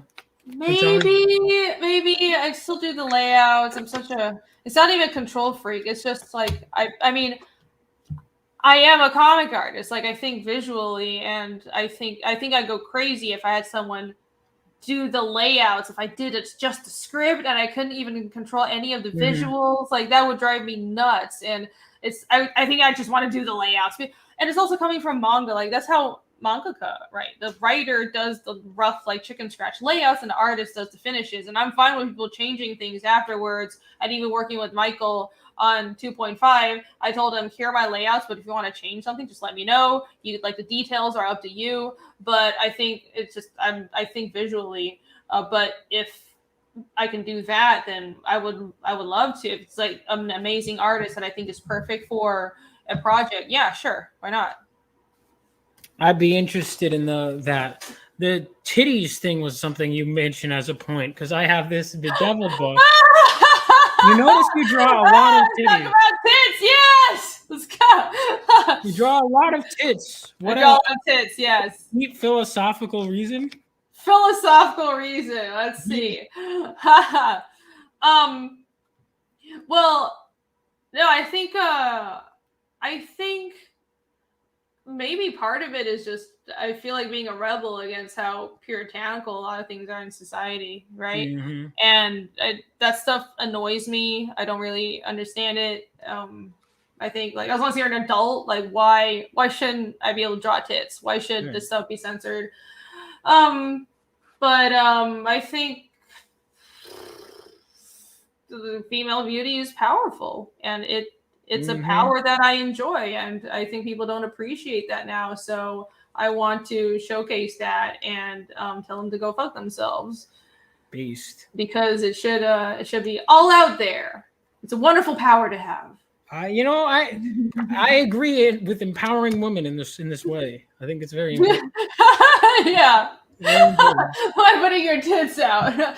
So if like you really want to get into it, it's one of those things where this is why I'm okay with drawing tits and going all out there with my art, and like I have no problem with, maybe if a story calls for a sex scene, I have no problem with it, but I'm not gonna put myself out there like that, because I think when it's art, art should be unrestrained, and I think nothing should be censored in art. Anything should be permissible. But as far as society goes, I have like different views on that. I don't want society to be censored per se, but I do think that with there's also a lot of stuff going on. It's weird. It's like everything is backward, because our current culture encourages people to not value themselves and not be restrained in their real lives. Like, and this is just for women. It goes for both men and women. And I think maybe it's a little more damaging for women because sexuality is different for women, right? For women, it's almost like you're putting something out there and you have something to lose. But it is honestly also damaging for men because I think it makes it, if this whole like hookup culture that is the entire American dating scene now, it's absolutely insufferable. It damages people from being able to form long-term relationships. It's 100%. Like people don't have no idea how to form long-term relationships, but they're censoring the art and not allowing people to be free in the art, but they're encouraging complete hedonism and unrestricted behavior in the real world. And I think it should be the complete opposite way around. I couldn't agree with you more. It's so stupid too. Like because when you break any of this down logically, it all fucking just falls apart, which is why you're not allowed to do that. Of course, why censorship is such a big thing. It's and it all comes from like nonsense. It's so stupid to me too. And I agree with you on like everything, how it's so weird how like a lot of the same people that are like, this is objectifying women, they'll be like that, but then they'll be like, oh no, but like OnlyFans is like empowering and you should just be hooking up with everyone left and right. And I'm like, what? Right, it's a complete disconnect. Like, why is some big tits in a video games are misogynistic, but it's okay for a woman to be on OnlyFans at like 18 when you're still half a child at that point. Yeah, and it will ruin the rest of your life. It will, and it's also. And the problem is, and I've had this argument with a lot of people. People think it's like weird to me. Like I remember one time I was talking, I'm like, do you guys really, when you're not talking, I was talking to friends, and I'm like, really, when you're talking to girls, you don't think about like, is this a girl I want to marry? That's not like a factor when it comes to asking a girl out. Like, not really. Dude, how can you not think of that? Like that's one of the first things I think of. It's such a weird thing where it's such a short-sighted look at life. Right. Like, is that your experience with people in your, because you're, even with millennials. Yeah, I don't think your generation's any better on this. Honestly. No, I'm not saying it is. It's clearly, oh my fucking God. It's like the ruination began with us and then like your generation is also suffering afterwards. But, fucking hell. God, yeah. Right. There's a lot of people that, you're right, the dating scene right now is people aren't thinking about a long-term relationship. It's hookup culture, pure and simple. Yeah. And, part of me wants to say like, oh, I don't want to judge, everybody's an adult, but but really on the interpersonal level, that's true. But on a society-wide level, I just think how it's the scale at which these behaviors are happening. Like on a society-wide level where so many people purely engage in hookup culture, it's just like, well, on an individual level, if I know some people who their marriage fell apart and there aren't two parents at home, I understand. I'm not a judgmental person, but I think it's a problem when on a society-wide level. I remember I moved to America and it was just absolutely shocking to me. Like I barely knew anybody who had an intact family. Like the parents were still together. Like I would tell people my parents are still together. Like it's my entire family. There hasn't been a single divorce on either side of my family. And like, that was weird to my friends when I moved to America. And that's just this complete shock coming from Asia where like divorce rates are so much lower. And I'm like, I slowly was starting to see this is why things are so broken here. And so on an individual level, it's like, I'm not judgmental, but when it permeates an entire culture so much, yes, it's a problem. It's a big problem. There's so many of them too. And there's the way you look at it. It's also stupid. Like, for example, right. It's so funny that these people, they'll be like, this is objectifying women. But the ones doing it the most, I'd say, are these people. Like an example would be, there's so many people that are like, Final Fantasy VII, like we need to like shrink Tifa's boobs, right? Because it's a problem. And you play the game, and she's like because people are like, oh, like if you just look at it from a surface of some people were like, oh, Tifa is like the more like they say like not slutty, but like the more, I don't even know what the fuck they call her, but they like imply that she's like, the bad girl or whatever. And I'm like, no, the opposite is Aerith is the one that's like more outgoing. And Tifa is like the shy girl who just because she has big boobs, that's her whole personality apparently. Right. And it's like, no, it's the whole reason, like, I like both of them. I'm a Tifa guy. That helps. That stuff helps. But it's also because like the whole girl next door thing, right? And all those aspects, but it's like you're not allowed to apparently these people make this argument that if these girls are drawn this way, that means that's their only value as a character, basically. Right. I absolutely despise that. There's like part of it is like it's like there's so much puritanism, but it's almost like it's coming from all sides of the culture. I mean, of course, you have like really stringently ultra traditionalists, but then you also have this weird new Puritan culture that's trying to tell me I can't, like, drawing beautiful women is something wrong with that, and I can't put giant tits on my characters. And I mean, you've seen the design for Ragna, like so many things about her is, I mean, it's just there's the entire way that women are portrayed in media now pisses me off, and it's like, this is empowering, it's modern feminism. No, it's not. I fucking hate all of it. All of it is wrong. And so, and it's this idea that you can't. For some reason, if a woman is sexy and they have big boobs, and if they're sexual and they have, and if you design a character like that in a video game or a comic, somehow that's objectifying them, and that's the only thing that matters about their character. But on top of that, they hate female beauty, and but they tell us that for a woman to be empowered, essentially they have become like men. So that new. Fucking all these new movies of the woman version of Ghostbusters, the woman version of James Bond, and all of these women aren't. First of all, it's subverting what was already an established IP, but they're telling us to be empowered by something that's completely not empowering, because they're telling us we have to behave against our natural selves and deny what's the power systems that women operate in, which is different. We're not men. And if you make us more like men, that doesn't make us more powerful. That's insulting. Why can't you write women like actual human beings and understand how we function? There's a way of doing this that is creating actual powerful characters. And the entire, I think, I can't say more because I will spoil things. But everything that I'm doing with Ragna and Yomi as well is.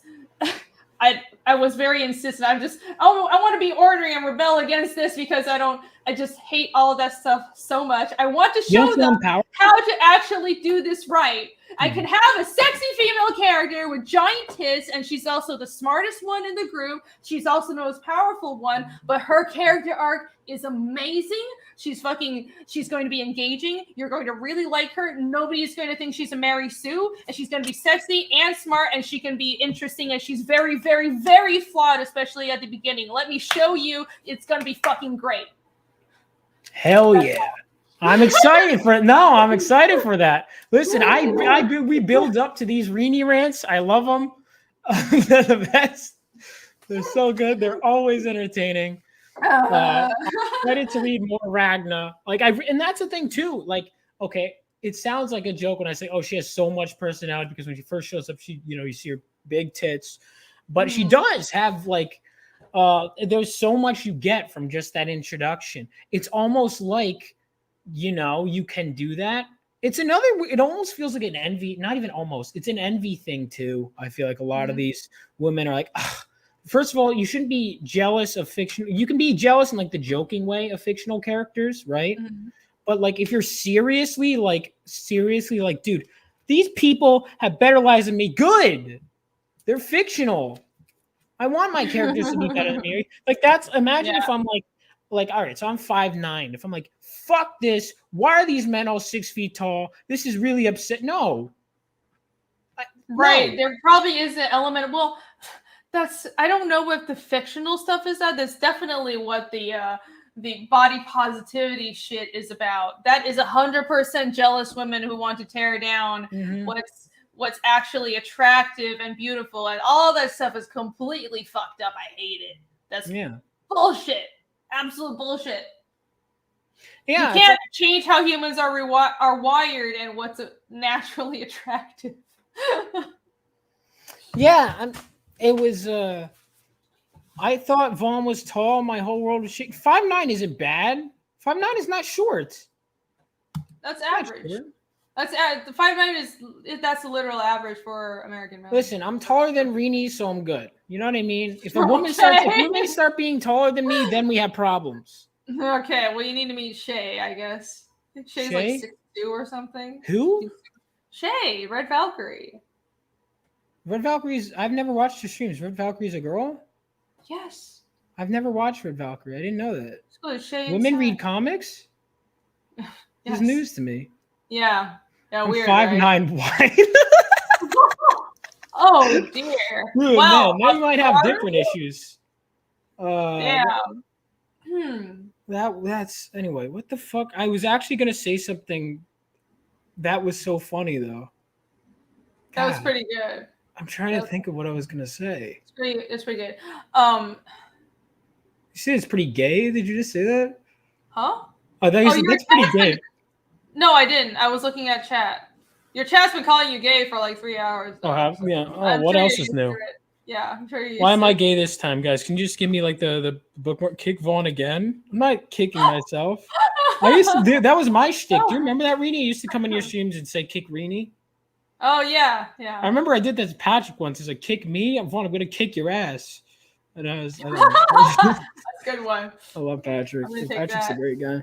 That was so fun that whole weekend, man. And like with Patrick, working with Patrick. Vaughn, you ever going to film again? Yeah, I'm gonna do some film stuff, but right now I'm just focused on the comics. It's probably all the gay sex, one word, Vaughn. Probably. English Gay is his specialty. Yeah. Gay sex is one word. Is it? Interesting. I didn't know that. Now it is. Yeah. No, yeah. Oh, fuck. I was all right. It was something related to we were talking about height or something. We're talking about tits. Tits. And then okay, it that's completely good. devolved because I started ranting about.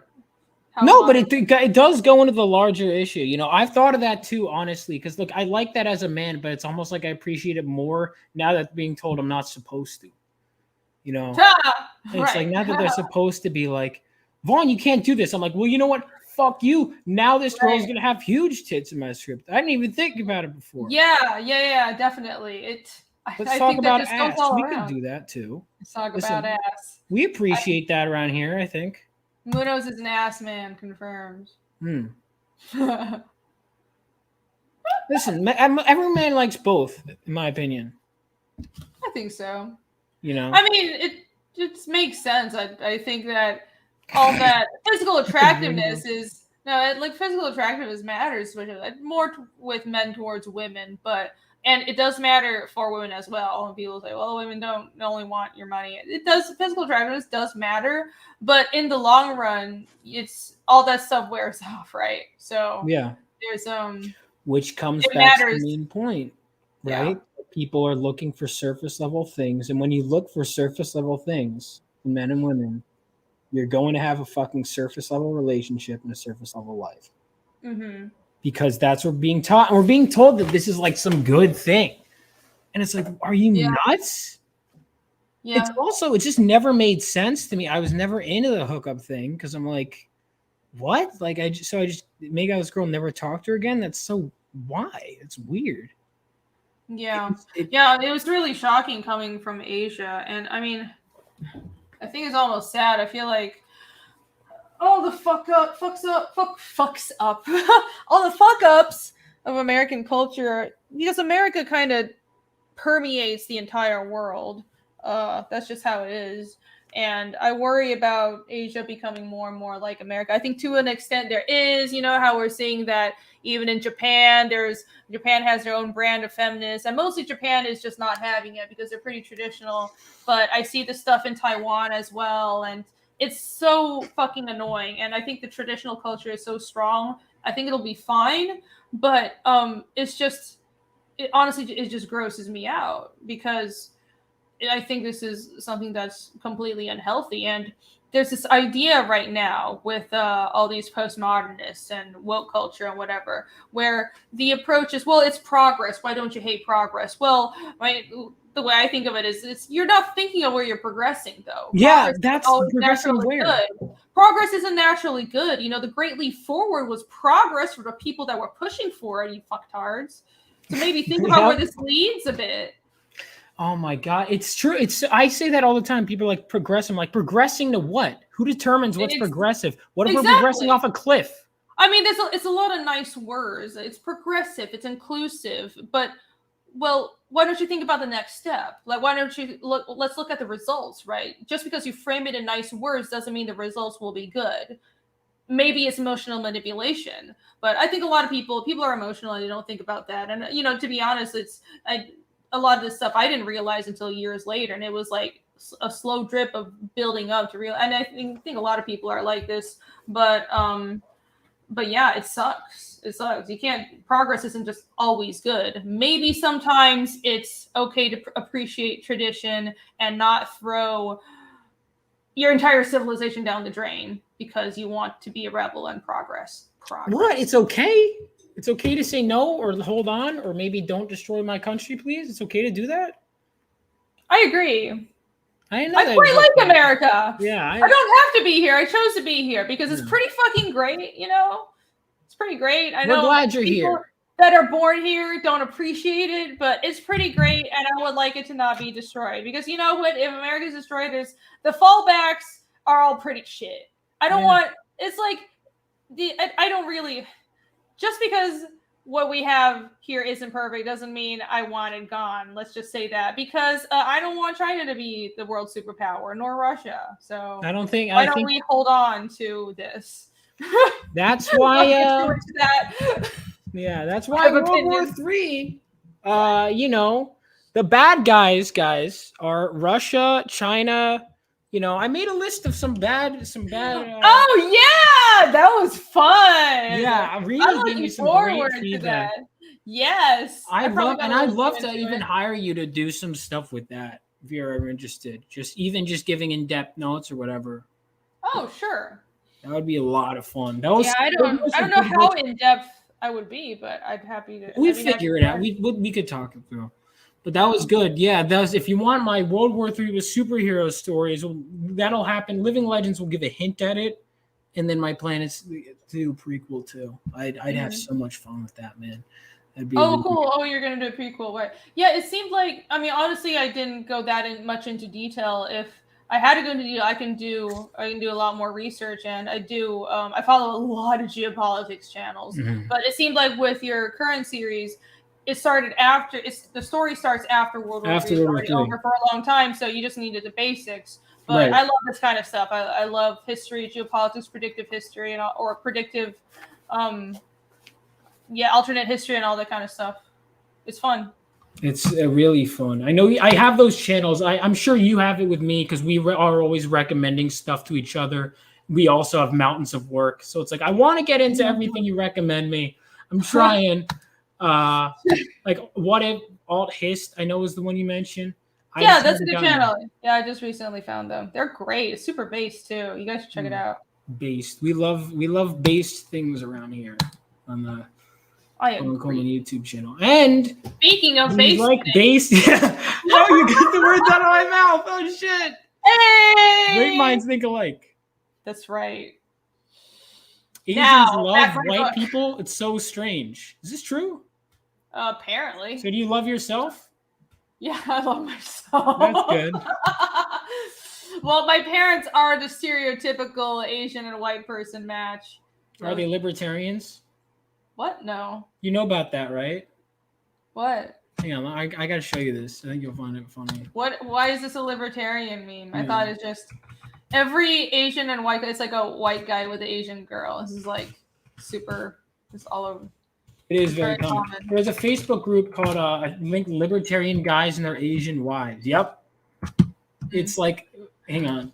This is I'm not kidding. Yeah. Well, it's not just libertarian guys though. It's just like right here. White guys. Libertarian guys with their Asian wives. Oh, that's great!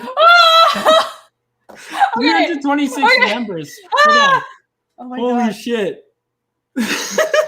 Oh my God, that's great.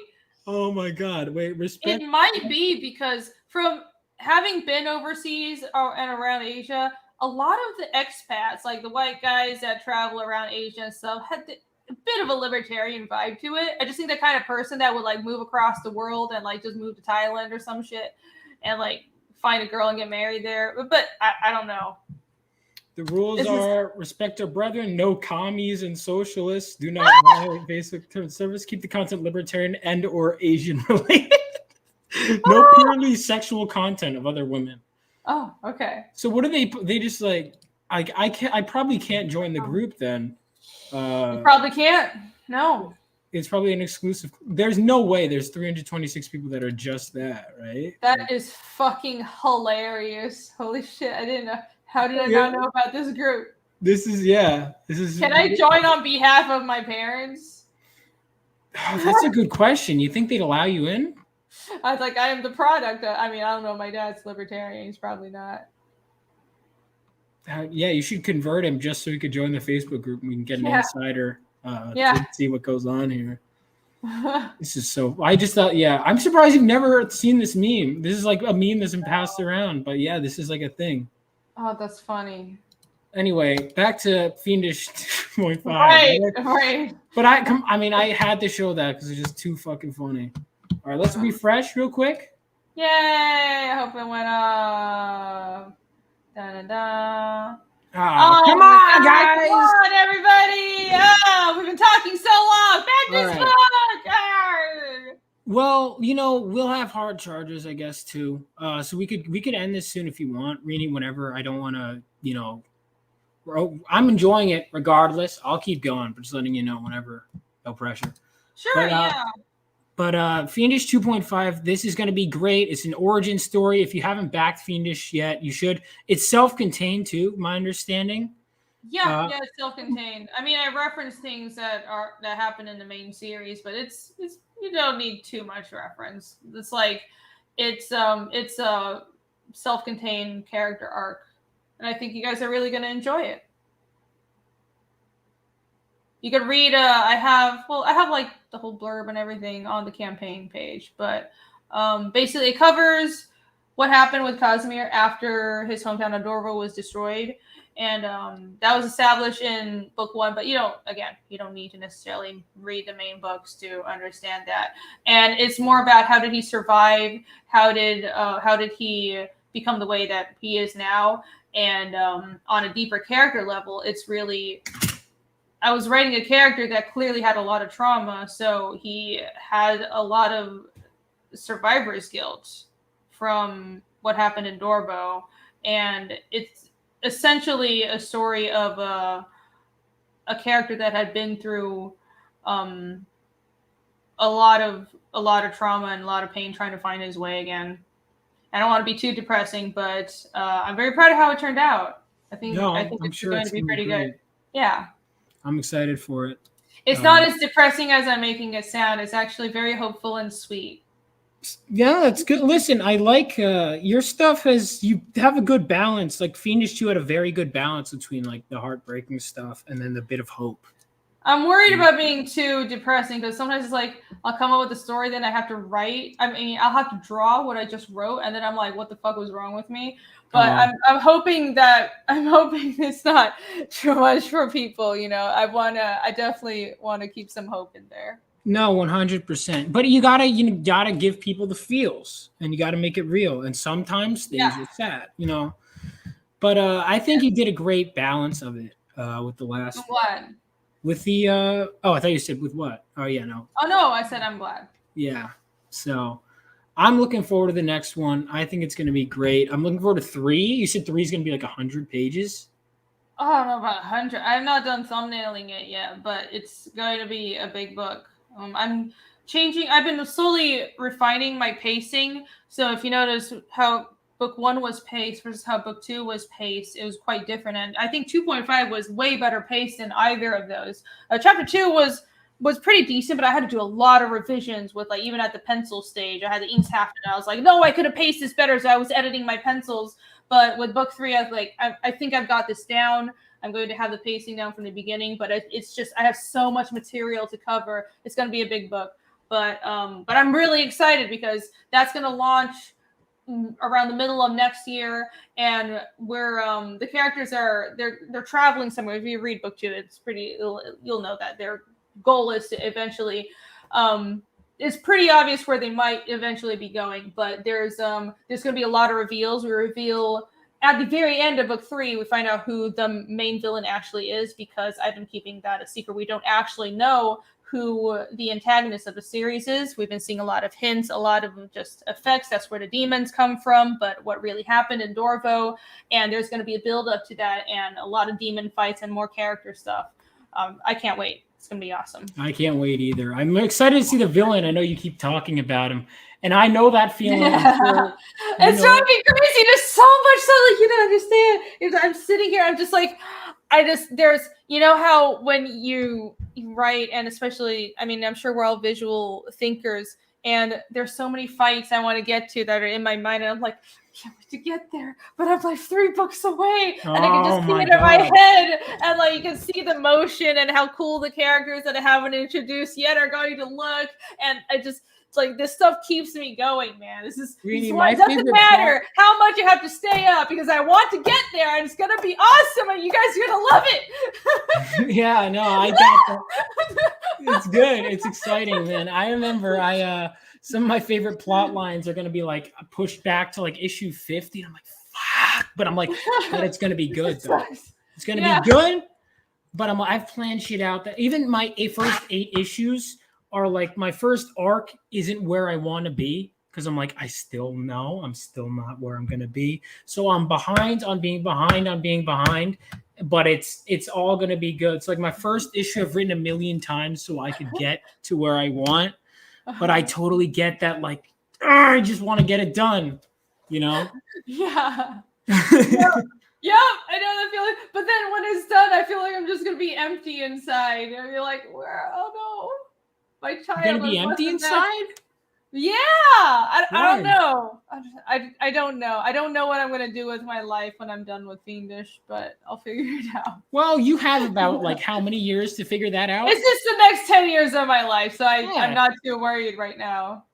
You might have like children or something too, right? High investment. Yeah, well, if I have kids, it's gonna be like you're not seeing the end of this until 20 years later, but it'll be done. It'll be done.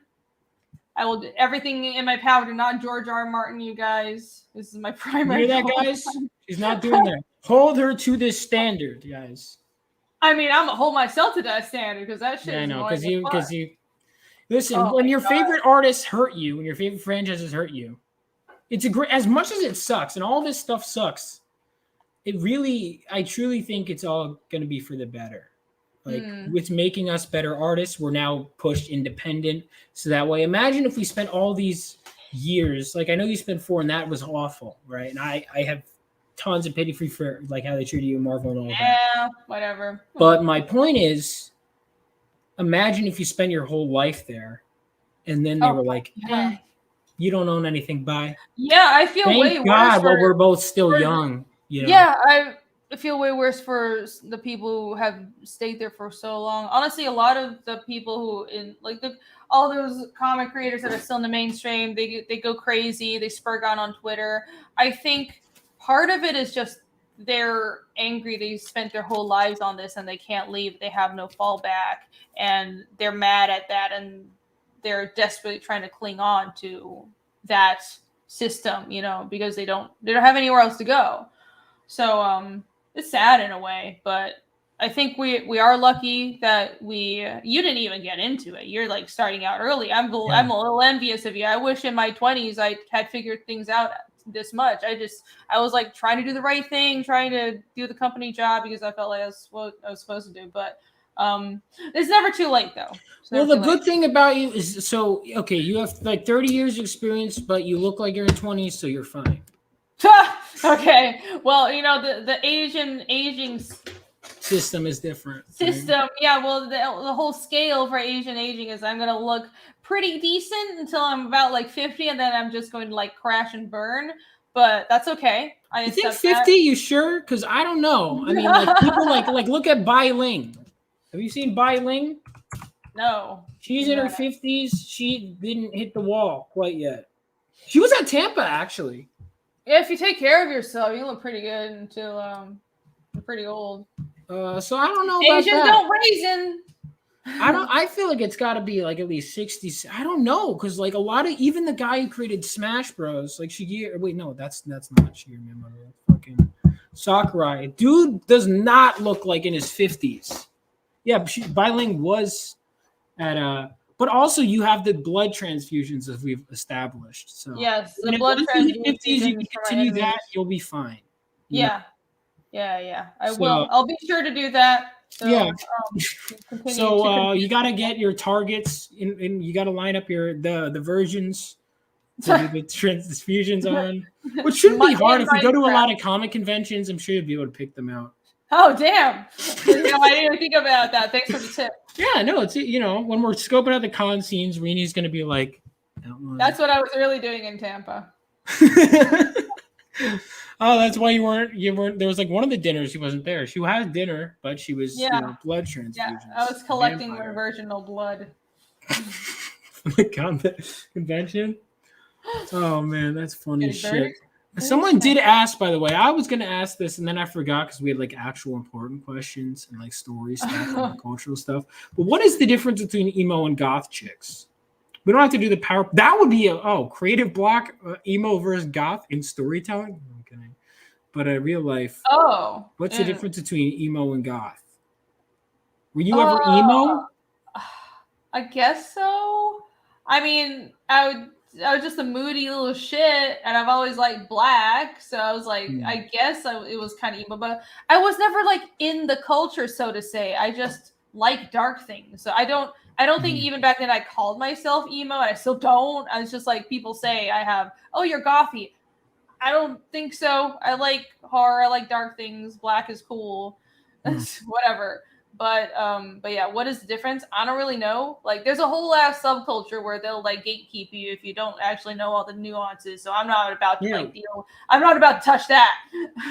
Hyper Wizard said emo is closer to scene than goth. Yeah, that's the thing. Yeah. Renie was telling me she's seen. What the fuck are these? Can you just if you like wearing black, why don't we just do like, you know what I mean? Okay, scene is like, I want to be seen. No. Scene is scene, goth, and emo. It's all a whole spectrum of a lot of like people like wearing black, but goth is more the you try to be really pale, and it's more of a it's just a different aesthetic, man. It's more like dark and depressing, and you try to be like, oh, you want to look like a corpse, basically. Emo is like that, but on a gradient more towards scene, and scene is a little depressing, but there's more tattoos, some more flashy colors amongst the black. I don't know how else to describe it. Like, if you know the fashion, you know the fashion. All right, he says the Crisis Comics is the amount of scars on their limbs. Oh my god, no, they all have scars on their limbs. Oh, all of them? Apparently. Renie? No, not me. Okay. No, all right, cool. I just got to make sure, Got to make sure. The tattoos aren't covering anything, are they? No, I just like tattoos. Your skin? Even though some people in comics may disapprove. I just like it. Honestly, Renie, the tattoo thing, I don't know. I'm not as... I used to be very much like, no, all the time. I don't know. I'm not listen. I don't know. I don't know if I'd get them. But, like, I'm not as anti-tattoo as it once was. It's up to everybody's different. I just think if it's as long as it's not a shitty tattoo, whatever. Or like not face tats to me, at least. Yeah, that's true. That's true. Vaughn's wishy-washy. No, I'm just being open. Okay. If something, my mindset is now more like if it looks good, it looks good. You can change your mind about things. There's nothing wrong with that. Yeah. Tattoos are for cattle and slaves. I think that's branding. I'm sure that's branding. It's not if I design all my own damn tattoos. I want to get a tattoo of I want to get a D20 tattoo for tabletops, because I just love tabletops so much. And of course a Fiendish tattoo. I want a Berserk tattoo, but that's gonna be an investment. I want something epic. Which one? Well, where would you get your tattoos? A Fiendish tattoo? I'm not sure yet, but I should do it soon. Oh, and I also want a Narsil from Lord of the Rings. That's the broken sword. So I was thinking that would probably look really good on an arm, like right here. I don't want to be like too. I like most of my tattoos to be a little hidden. You know, I think shoulders, maybe a little like the Fiendish. Hexagon yours are subtle enough. You know, I don't want to be totally covered. I want just little things here and there. And that's what I like. I'm okay. I'm like, if they're just like, oh, that's a nice little one, hands, sleeve, like stuff like that. Yeah, I want things that have personal meaning. And I mean, I think you also have to know your own personality. It's not like, well, tattoos are good or bad. It depends on the person. It depends on if it looks like shit. And also, if you know, some people, they change their minds and they'll regret these things. For me, I don't tend to regret any of that. Like, I've never regretted a tattoo I've gotten. Even I have some older tattoos that is nothing like what I would get now. But to me, this is history. Like, I remember that time in my life, and I don't regret any experiences because it's a journey. But some people would look back and they would be like, oh, I want to be rid of this. So just know yourself. Yeah, that makes sense. Nose rings are the worst trend right now. I agree. The bull ring, especially. Yeah. I agree. Oh man, Fiendish tramp stamp. No, that is one tattoo I will not. Not getting the tramp stamp. No tramp stamps for me. Not gonna do that. Renie regrets her triad tattoos. Is that true? Were you triad? Oh yeah. Those are the tattoos that I'm keeping covered. Oh, all right. She's not letting us know where those are. All right. All right, guys, watch out is what we're saying. Find out. Triad funding for Fiendish. That's right. That's where all the money's coming from. That mob used to be involved in comics in America. You know that? I did not know that. What? Yeah, I learned that. They were actually like, I need to ask. All right, at Hard Charges, I'll ask about it. Because my friends know more than me. Renie is CG's Jackie Chan. What is it? Because she's Asian? Like, what does she have in common with Jackie Chan? Yeah, I don't know what I have in common with them. I guess you're just all you Asian people. I guess you're just the default whatever Asian person until. Yeah. I'm weird that it's weird that they picked a man. Yeah, I don't know what I don't see. What do you have in common with Jackie Chan? Pick Lucy Liu or somebody. Lucy Liu. She's half white too, right? Or no? Is that? No, she's not. Yeah, she is. Isn't she? No, she's not. She's Asian as fuck. Well, all right. So, are you not Asian as fuck then? Are you just kind of? No, Asian? I'm half. Well, hang on. Liu, I thought she was half. Because in Kill Bill, there's like that whole thing where she has some French heritage. That's dumb. She looks so Asian. Well, okay. All right. Hang on. Lucy Liu, half Asian? I don't know what's going on. Murphy said she's half Korean. That's still Asian as fuck. See? Oh. Okay, yeah. I don't know why the fuck I thought she was not fully Asian. Yeah. All right, so I'm retarded. That's okay. That's a character, that? Vaughn. Okay, that's true. But I just thought like maybe. All right, never mind. Okay, like American media just like can't tell the difference between half Asian and full Asian though. Wasians. Yeah, Wasians. Like you? Ah, Wasians. Ah. No, I'm a Jwasian. Jwasian. Ooh. Never heard that one. Jwasian. I can't because it's mine. All right. So how is it Jew-Asian or is it Jwasian? Jew-Asian. Or Jew-Asian. Jewasian. Alex Murphy said. I think Jwasian is better. Or Jewasian. I will accept either one. All right, gotcha. Yeah, all right, guys. We got a new term. Point here first. You heard it here. First, yeah. This is. You now have my allowance to use it. I will tolerate. She will tolerate it. That's good. Yes. She will tolerate it.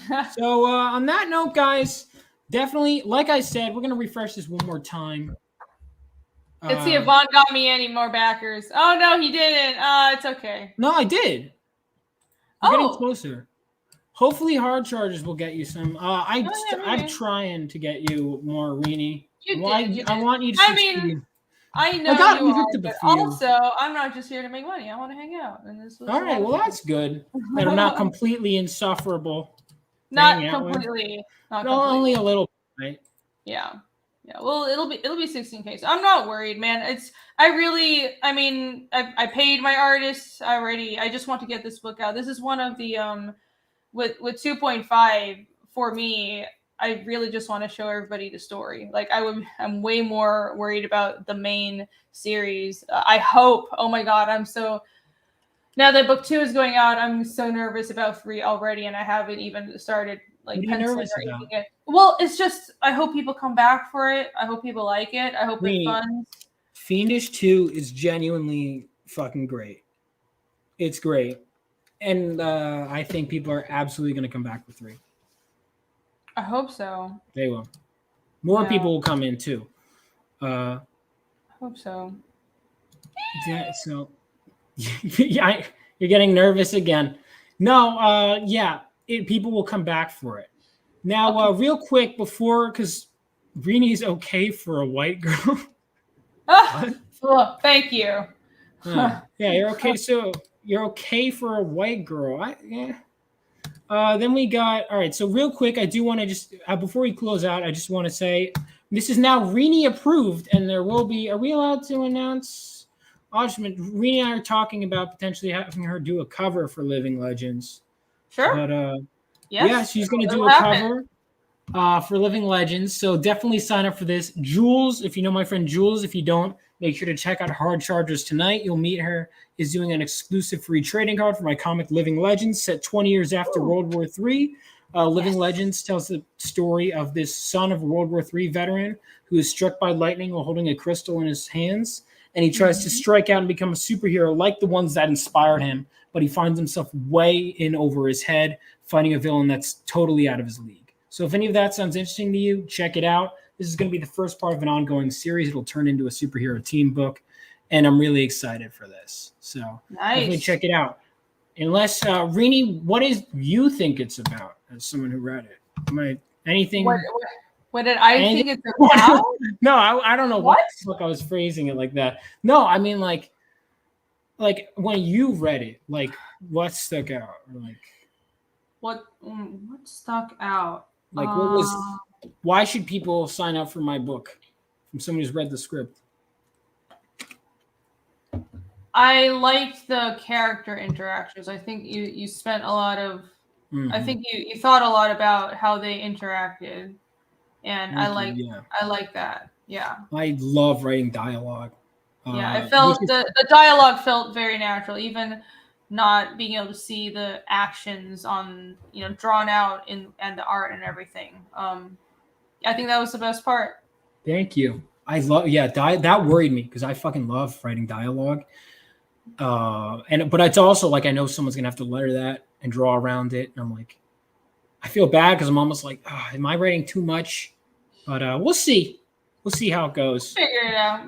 Yeah. So check that out. And then also real quick, my boy Bobby, who's been in the chat this whole time, has his IP, Brutor.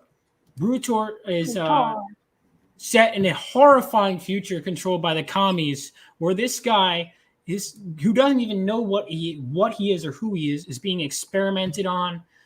But he breaks free to try and find out who he is and fight against the commies. So if that sounds interesting, definitely check out Brutor.